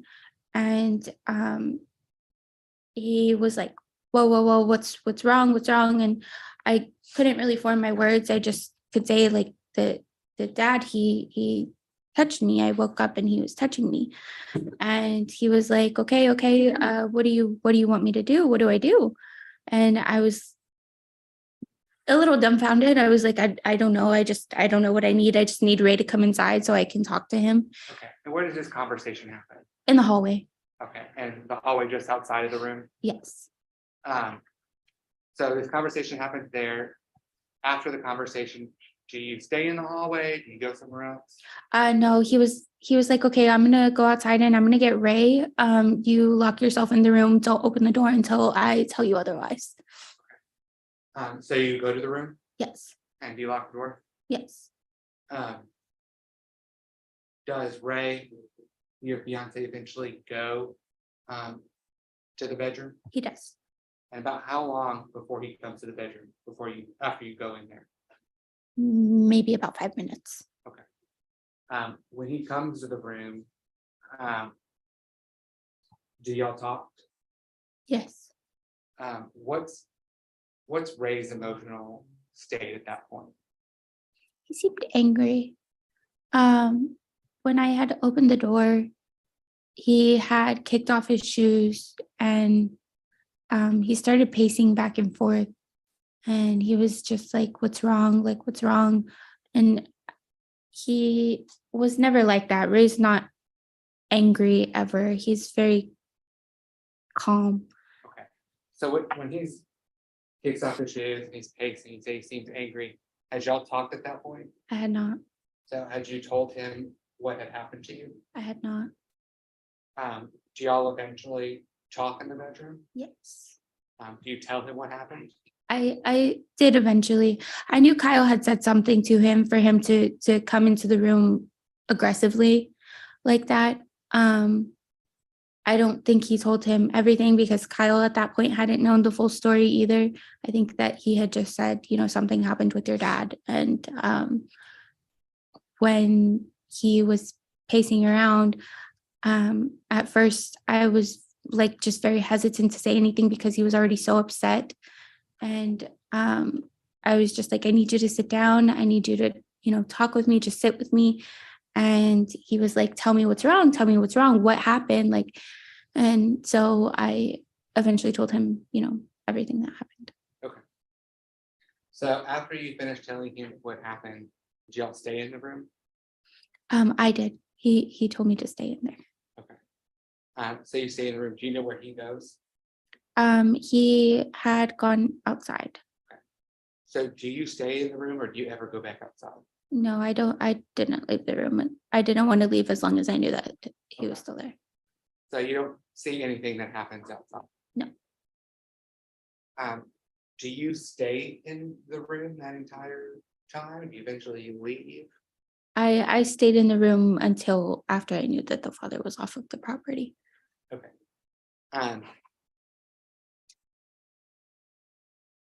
When do you call police? When did I call police? Or when were police called for this case, if you know? I want to say I had waited a little while. I didn't call immediately.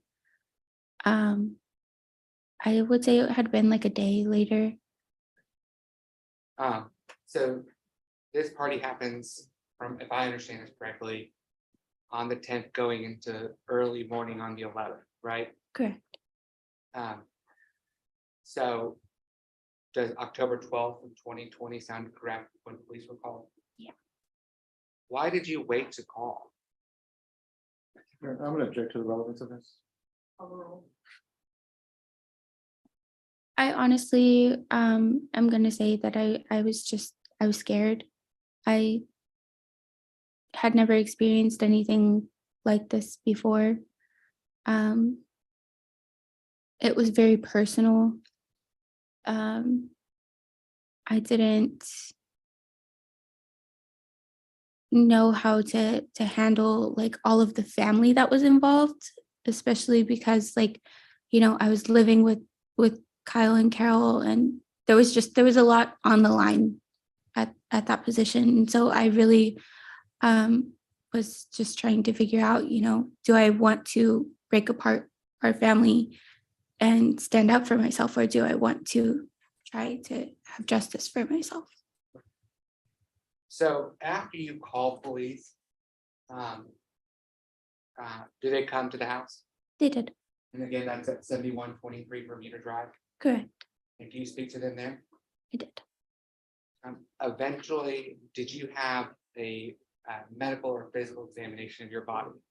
Yes, after the police spoke with us, they did say that I needed to go be evaluated, and they escorted me to the hospital. So if you can describe for the jury what all that medical examination entails. Well, they have to take pictures of your whole body. So they undress you and you lay on a table and you have to spread your legs and they take pictures. They check you to make sure you don't have any, I guess, cuts or anything from what's happened to you. So when they say you're looking at your body, they're looking at your naked body, right? They are looking at my naked body, yes. After somebody you knew put his finger in your anus, Yes. do they look at your anus? Or they look at everything. Is that a comfortable experience? Oh, not at all. Object to the relevance of that question. Not at all. It's very, I started crying when I was laying on the table just because it felt like being violated all over again. Obviously, they're a lot nicer and I'm conscious of, what's going on, but it was, I don't know if humiliating would be the right word, but I felt very uncomfortable. But you consented to that examination, right? Correct. Unlike what the defendant did to your partner. Correct. So after the physical examination, do you ever talk to colleagues like a detective or anything like that? Yes. And do you provide a more detailed statement? Yes. After that happens, did you talk with anybody else or have any other examinations done on your body? No.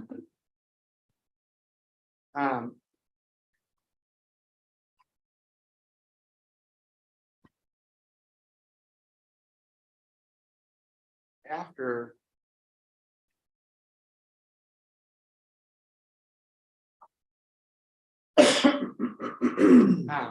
prior to having your physical examination done, did you bathe? Did you do anything like that?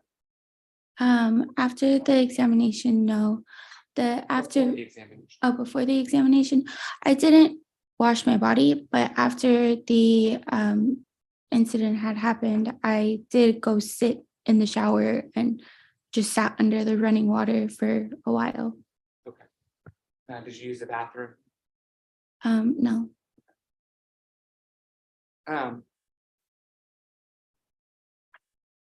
Have you seen the defendant since this happened? Could you repeat that? After this happened, have you seen the defendant? No.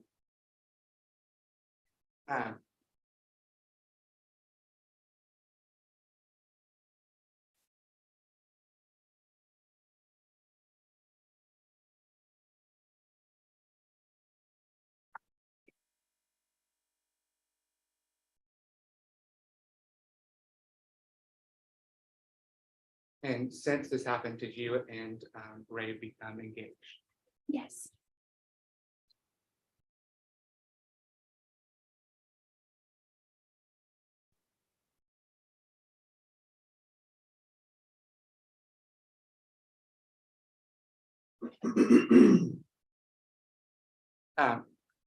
Prior to this, did you have relationships, like familial relationships with Carol and Kyle? Yes, we were actually very close at the time. And has this helped your relationship with them? Oh, not at all. Do you talk to them anymore? Not as much as we used to. After everything had happened, Carol and Kyle were kind enough to let me continue staying there for a little while I kind of just clung to Ray. I really needed Ray's presence at that time. And shortly after, I ended up moving back home with my parents.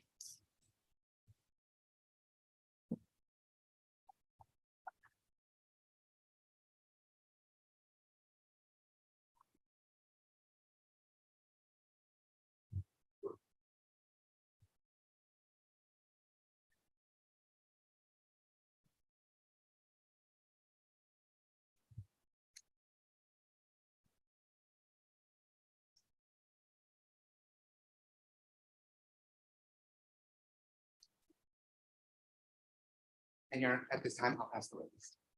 Right there was the document. Yes. Okay. Okay, I'm gonna clear the annotation.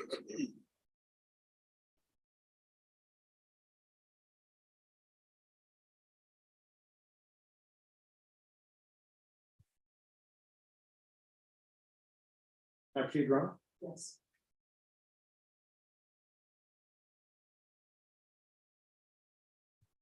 Marissa, good morning.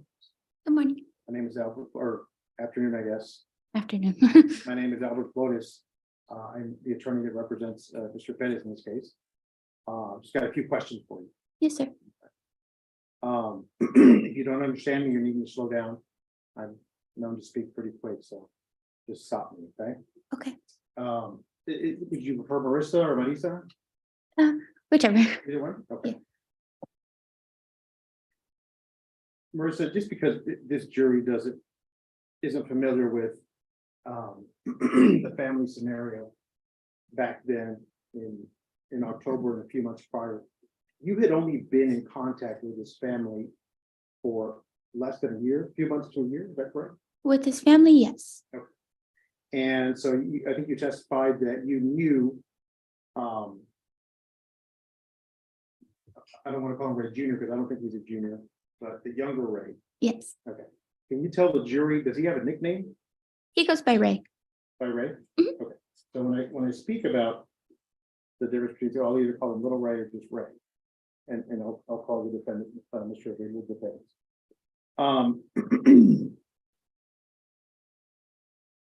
So when you testified to the jury that you guys had some parties or some gatherings before, had it always been at this house? Yes, And would you say there was a party every weekend or every other weekend? roughly. It wasn't always big enough, I'd say, to be considered like a party. A lot of the times it was just like we would cook and make dinner and have, drinks together. But in this case, it was an actual party. Okay, so let's classify them as either get-togethers or parties, right? Yes, And there was quite a few of them, weren't there?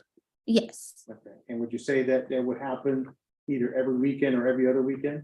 roughly. And would you say that there was always alcohol served at those parties? Usually. And all the people that were involved that you spoke about, yourself and Ray, you guys are under 30 years of age, right? Correct. And Carol and her husband, they're in the 20s, 30s range?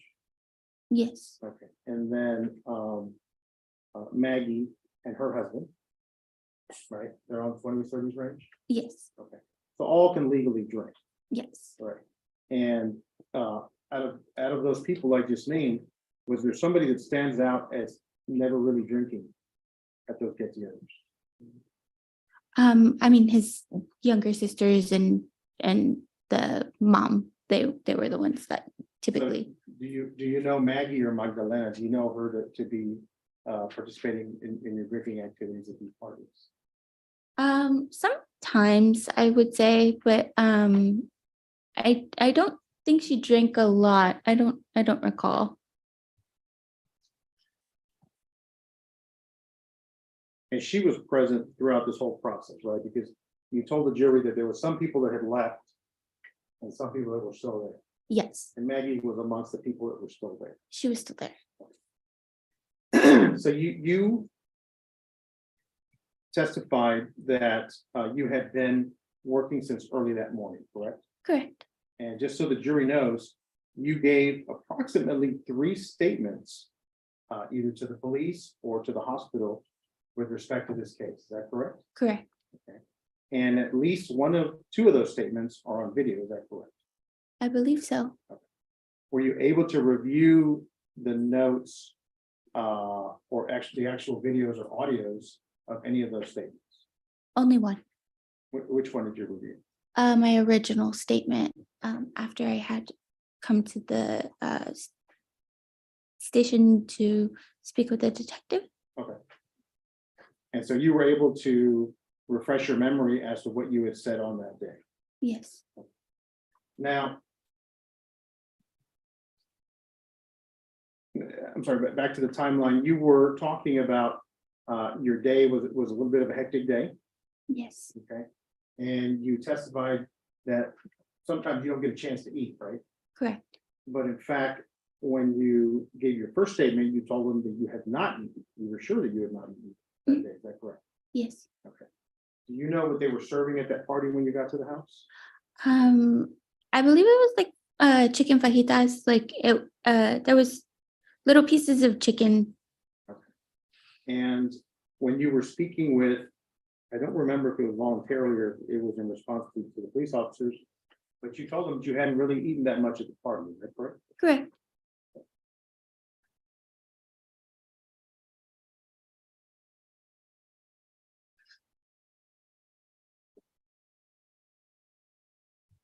And I'm gonna ask you two questions, and I'm sorry. That's some people consider it offensive, but how much did you weigh at that time, if you recall?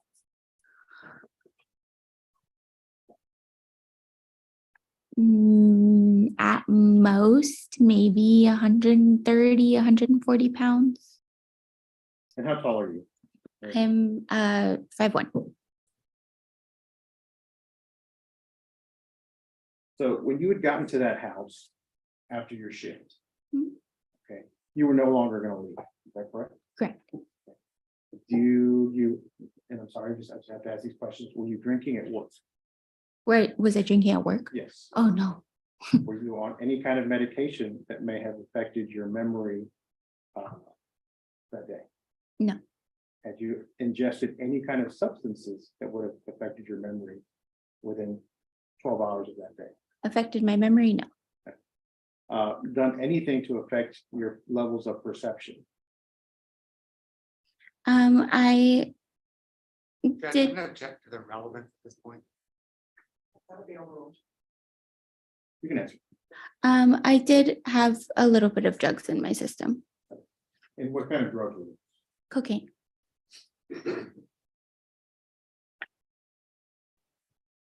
And when did you ingest that substance?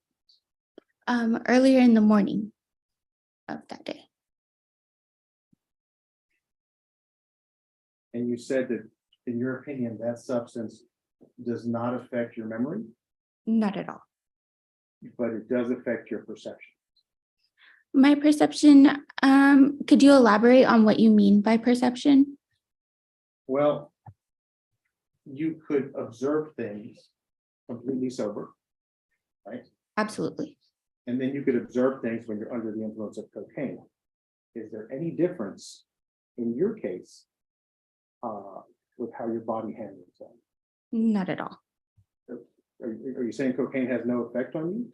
I would generally describe it for anyone who hasn't personally participated in the recreational use as like an energy shot. Like you are more awake. But as far as like my clarity or my, ability to speak or participate in anything, no. It was equivalent to like having a coffee. It was what woke me up. Okay. So instead of coffee, you would have cocaine when you knew it was going to be a hectic day, maybe? Judge, I'm gonna object to the relevance. A small amount. I wasn't a huge user or anything at the time. I had a small amount in my system that day. So just to quote you, you said you were not a huge user. Yeah, no, not at all.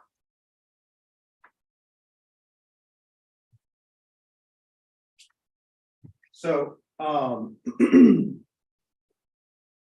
is that the only time that you used a substance that day, Yes, that morning? yes. And then when you said you had not drank I had not drank. during your work shift? Correct. And then fast forward, you get to the house somewhere between 5 and 5:30. Correct. And at that time, there's actually a few more things that happened, correct? Like what? Isn't it true that you did not go out of your room for a while because you were either taking a nap or getting yourself ready. Oh, correct. Yeah, I took a nap after work. Okay, you took a nap, you got yourself ready for the party. Mhm. Okay. And, but you're saying that you wore the same clothes that you had for work on that day? Yes. And then you had interaction, there was a question by Mr. Villarreal where he asked you if Kyle was in the house, which is the homeowner, Mhm. and whether Carol was in the house. Mhm. And you said, I assume so. Mhm. Does that mean that you did not see them? It means at this point in time, I just don't recall who exactly I saw.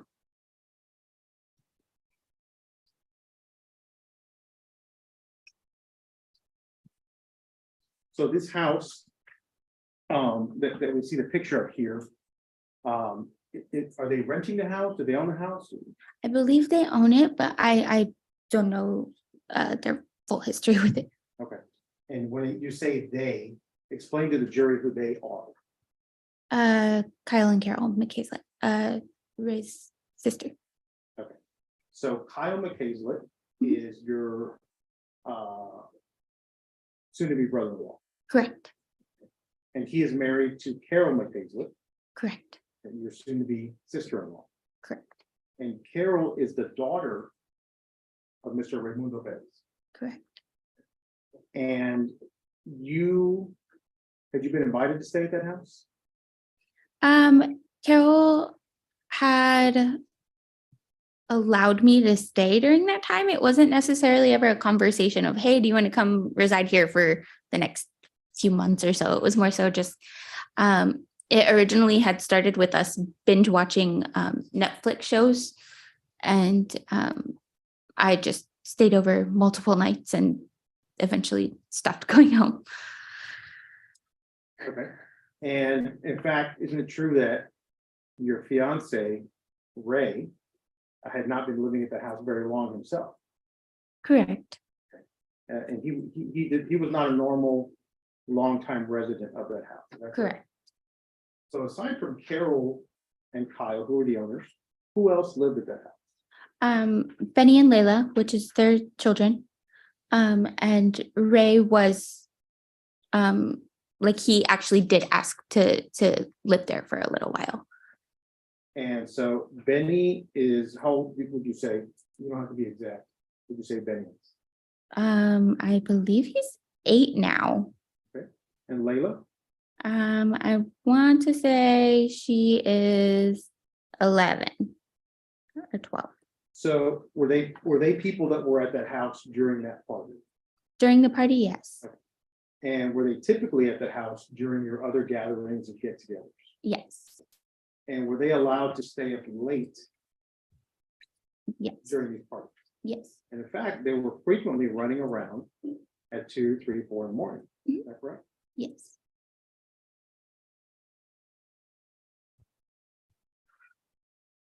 So there were other children that we've not yet named that were in that house. Is that correct? Correct. And whose children were those? Those are, well, Megan also has children. So just to be clear, we keep calling her Megan. I think her correct name is Magdalene. You know Yes, that? Okay. correct. Also known as Maggie. Mhm. Also known as Megan, Correct. but that's all the same person. Yes. So Megan has her own children, correct? Uh-huh. And how many children does she have? 3. 3? Yes. And were they there that day? Yes. And how old are they? I don't know their ages. Would you say they're toddlers? No, they're all roughly around the age of Benny and Layla. Adrian is her oldest, and he, I think, is 13, 14. And then, And I won't hold you to it because it sounds like you don't exactly know their age. yeah, I don't know their ages. I'm sorry. But they're cousins, right? They are. This group of 5 is cousins. Yes. And they also are present at most of these gatherings and parties, is that right? Yes. Okay. And they also are allowed, they don't have a bedtime, whenever these family gatherings are, they're running around, playing video games, watching TV, Yeah. and they were there present that day. Yes.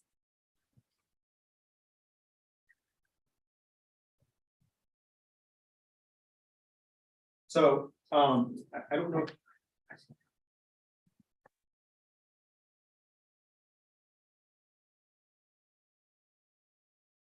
I don't know if you can describe to this jury, how big is this house?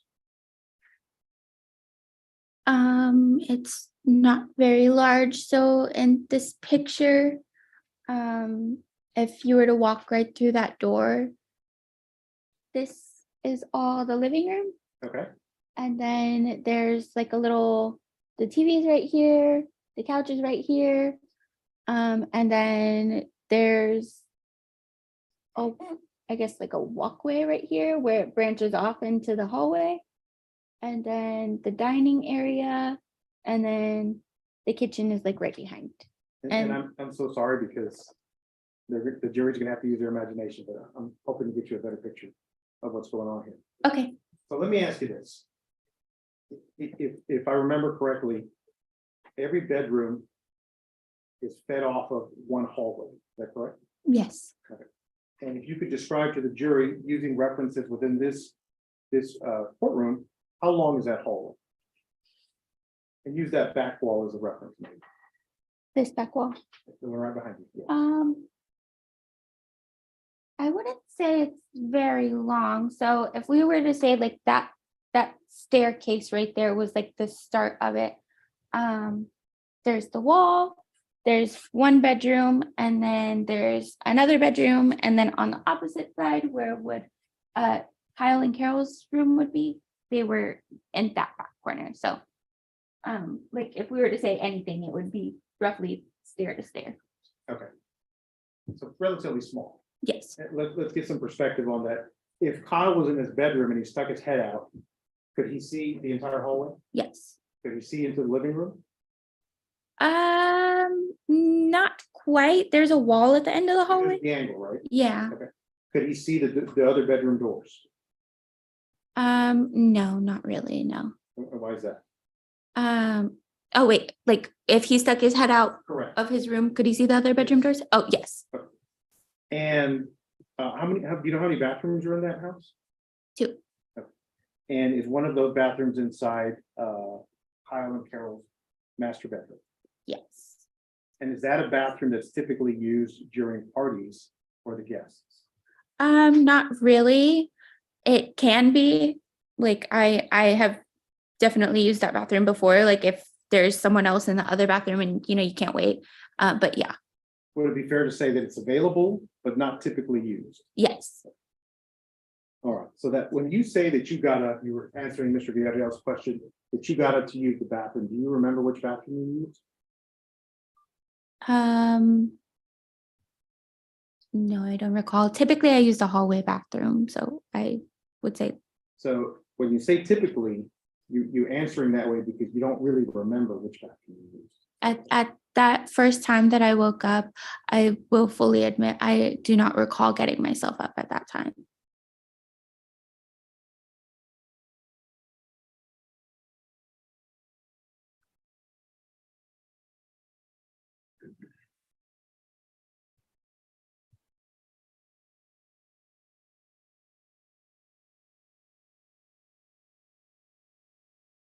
So you mentioned that pretty much everybody, maybe except for a few people and some minors, were drinking at that party. Is that correct? Mm-hmm. Do you recall how much you had to drink that day?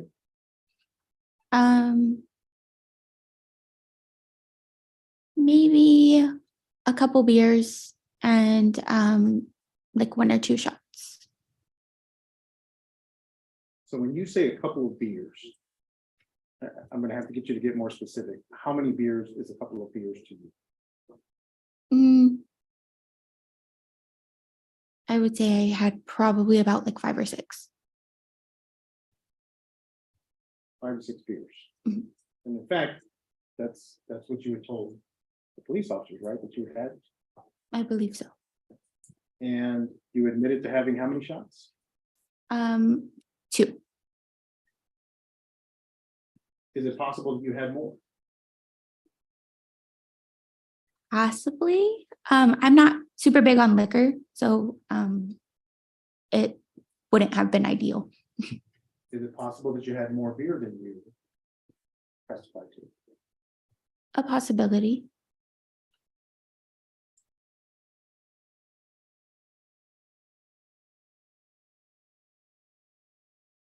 Now, there was a period of time, well, let me back up a little bit. So it's hard to see from this picture, but from where that, it looks like a Suburban to me, or that vehicle there. Was that garage door open or closed during the party? Open. And how many tables were set up underneath that patio? There was a few more than normal. We had, I want to say 2 back to back, like right here where the vehicle is. And then we had more on this side that day. Like we had some multiple setup. I'm not sure if later in the night, like we ended up moving them. It's a little difficult to remember at this time. When you say back to back, just so the jury gets a good visual, that means lengthwise, right? Yes, lined up. So it would end up being a very long table. Yes. So the table that you described to Mr. Villarreal, when you said you were sitting in a certain location, they were sitting in a location, that wasn't your average 6-foot table, right? No. It was 2 tables, one right in front of the other, correct? Like how we were sitting, like so How the tables were set up. so the tables were set up long ways and he was just on one side of the table, like a normal table. It wasn't like 2 separate tables, like long ways. Okay.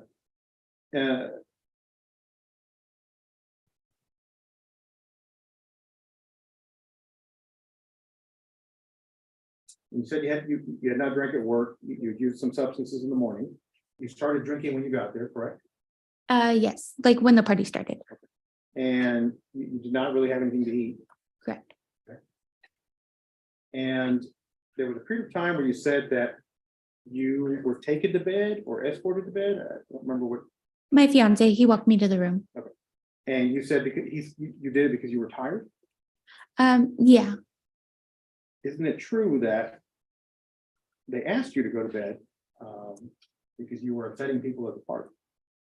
No, that's not true. That's not true. He did say that I was kind of like mumbling my words a little bit, like my words didn't have clarity, and he knew that I had worked a long day, and he just said, I think it would be a good idea if you went to go lay down. Okay. But upsetting anybody, no. It wasn't Not anything. upsetting anybody. Yeah, no, it wasn't anything like that.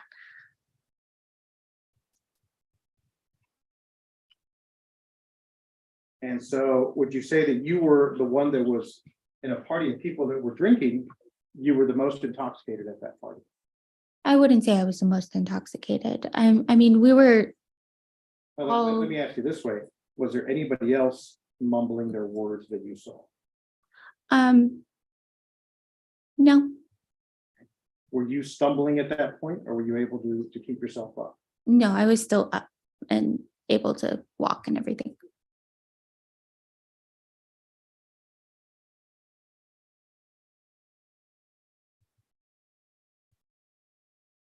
There was no falling, no almost falling? No. In your trip back to the bedroom? No.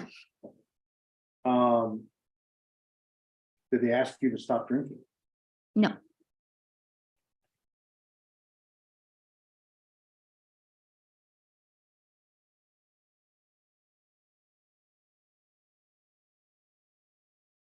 So you mentioned that your boyfriend at the time, fiance now, Ray, walked you back to the room. Yes. Did anybody else walk you back to the room? No. You're absolutely certain about that? Absolutely.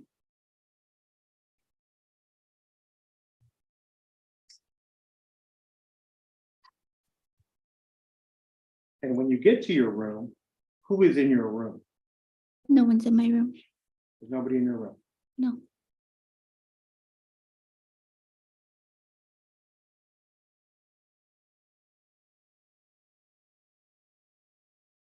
And nobody walked you in there except for Ray, is what you're saying.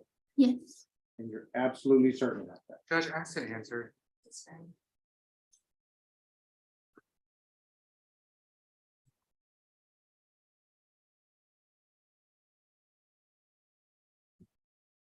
Can I approach witness, John? Yes. I'm sorry, my pictures are not blown up, but I'm gonna hand you what's been labeled as defense exhibit number 1. I'm not saying what it is. Do you recognize that photograph? Do I recognize the photograph? I mean, this is what everything looked like the night of the party. And is that the night of the party? Yes. And so is that picture taken at a time, and does it depict what it purports to depict, which is what you just said, a picture of you at that party? Yes.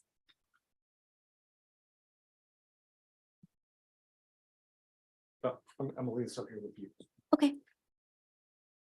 And ask you, what is in that photograph?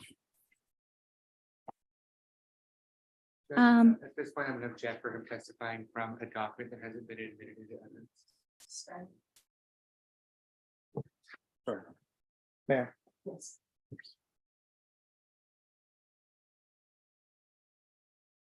Senator, we're seeking to offer an evidence defense exhibit number 1, turning into prosecution for review.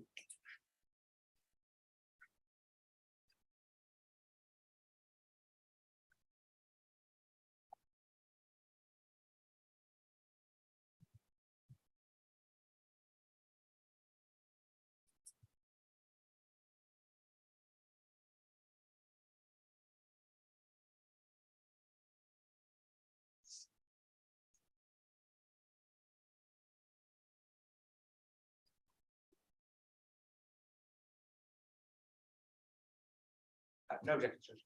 Defense exhibit number 1 is admitted without objection. May I pause, Your Honor?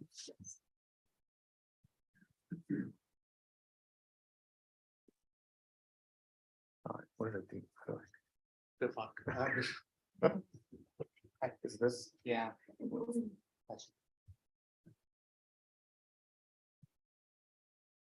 Okay, stop. Marissa, you can see on the screen now what's been marked as defense exhibit number 1, is that correct? Mhm.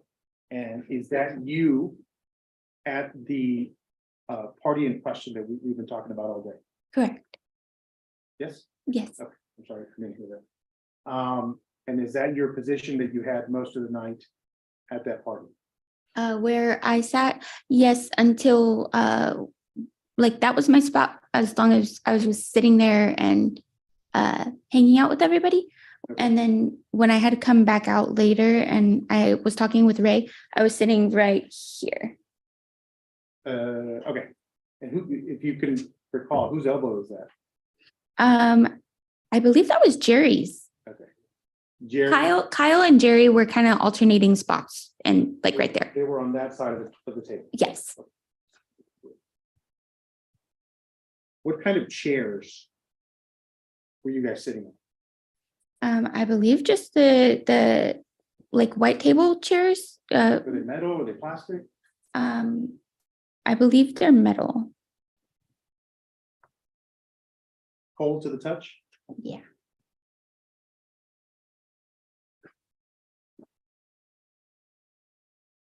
Now, that outfit that you have in that photograph, that's the one that you described to the jury that you were wearing throughout the entire night? Yes.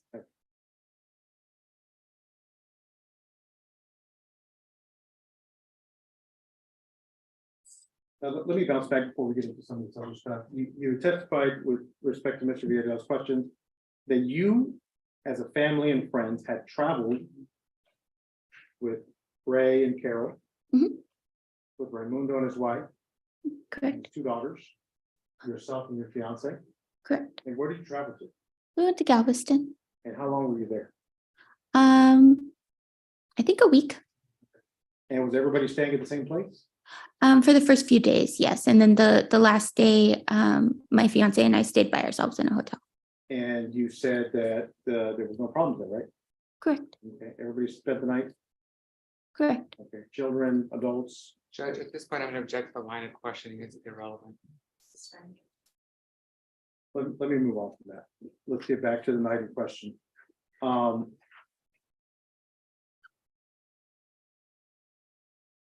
You had also mentioned some other people that you'd never met before, grandparents, other cousins. And do you remember when those people left the party? I don't recall when they left. I don't think they stayed as late as everybody. Normally, we like when we had gatherings like that, it was very common for Kyle, Carol, everybody to just sit up and hang out until we were ready for bed. So this party ended up lasting.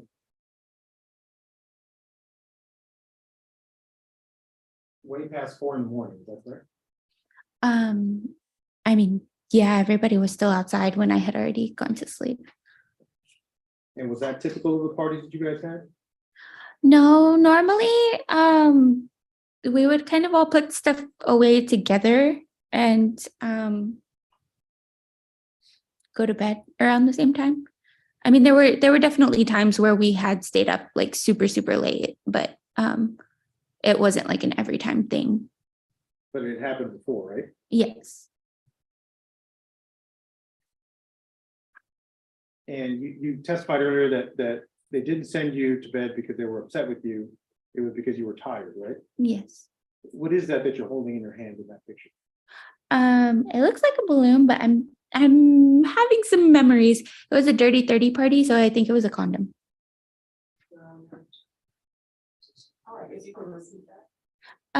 So it was a dirty 30 party. And I believe it was a condom. And were they getting upset with you because you were doing that in front of minors? No, the minors usually were inside.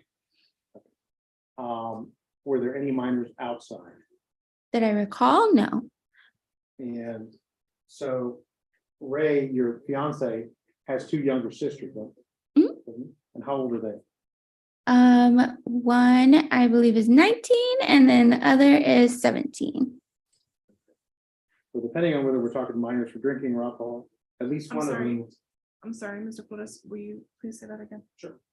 Depending on whether we're referring to drinking age or adulthood, at least one of those is a minor, correct? Judge, I'm gonna object to vague, and it depends what minor means. Well, let me ask you this. Were those 2 young ladies outside with you? At the time, I don't recall, honestly. You don't recall if they were out there with you? At this point in time, no.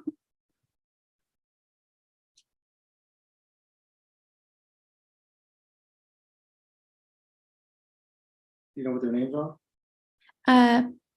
Perla and Lucero.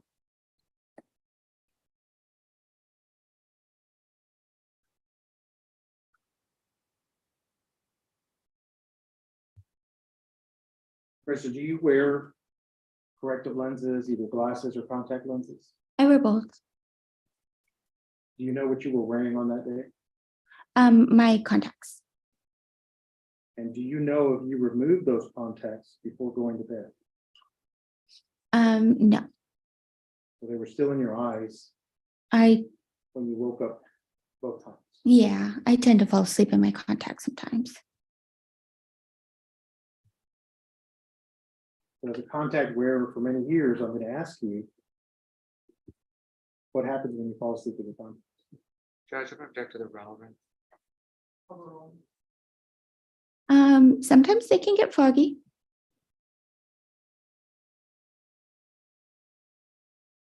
What else happens? What do you mean? Do they get sticky? Sometimes, yeah, Do they sometimes fall out of your eyes? they can. Do they sometimes irritate your eyes? Yes, In fact, it's not recommended that you sleep with your contacts. it's not recommended, no.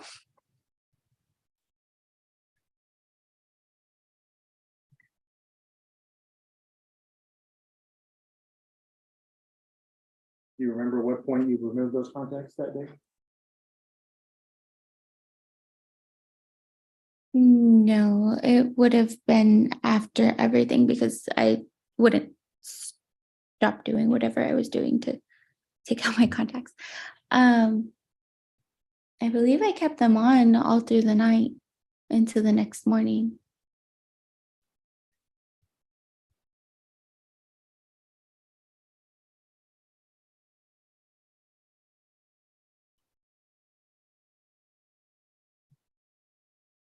So you testified earlier to Mr. Villalob's questions that, and let's fast forward to after you came back from the bathroom. You went back to bed, correct? I did go back to bed, yes. Did you see anybody from the period of time that you went to the bathroom the first time? And this alleged incident happened? Did you see No. anybody in the house? Did I see anybody? No. You're absolutely certain about it? It's possible for the time that it was that maybe the kids were like in the living room or something like that and might have passed by me, but like I don't want to say that I for sure saw anybody because I was just walking back to the bathroom, or walking from the bathroom back to the bedroom. So like I wasn't stopping to have conversation or like say hi or anything like that. Not anything memorable. You don't recall, but it's possible. Is that what you're saying? Possible, yeah.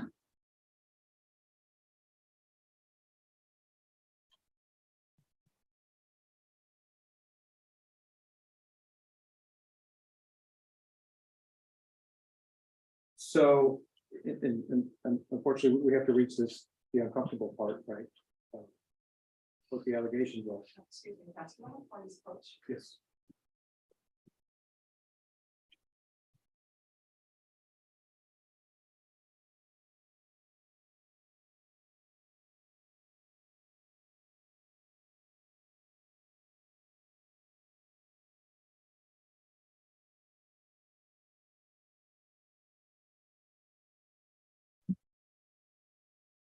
Ladies and gentlemen, I'm going to give you all your breakdown.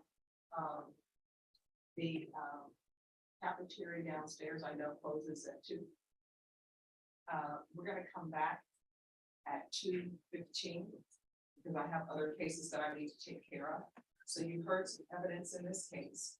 You're not allowed to discuss this case amongst yourself. You're not allowed to begin deliberating or start thinking about this case. The court will let you know when it's time for you to deliberate. You're not to do any investigation. If for some reason you come across anything about this case, you're to ignore it. Does everyone understand? All right, everyone, please rise for the jurors.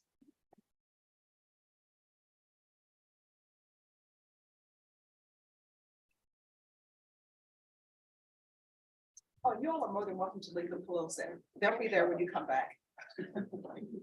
I'll make sure of it.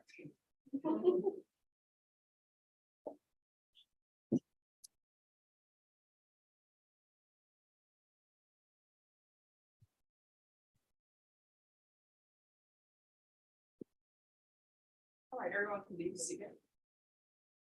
The room has been revoked. That means you can't discuss your testimony with anyone.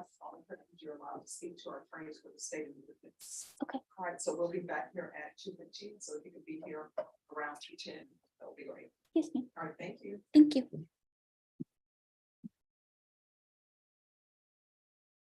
All right, everyone, we're gonna go on break until 2:15.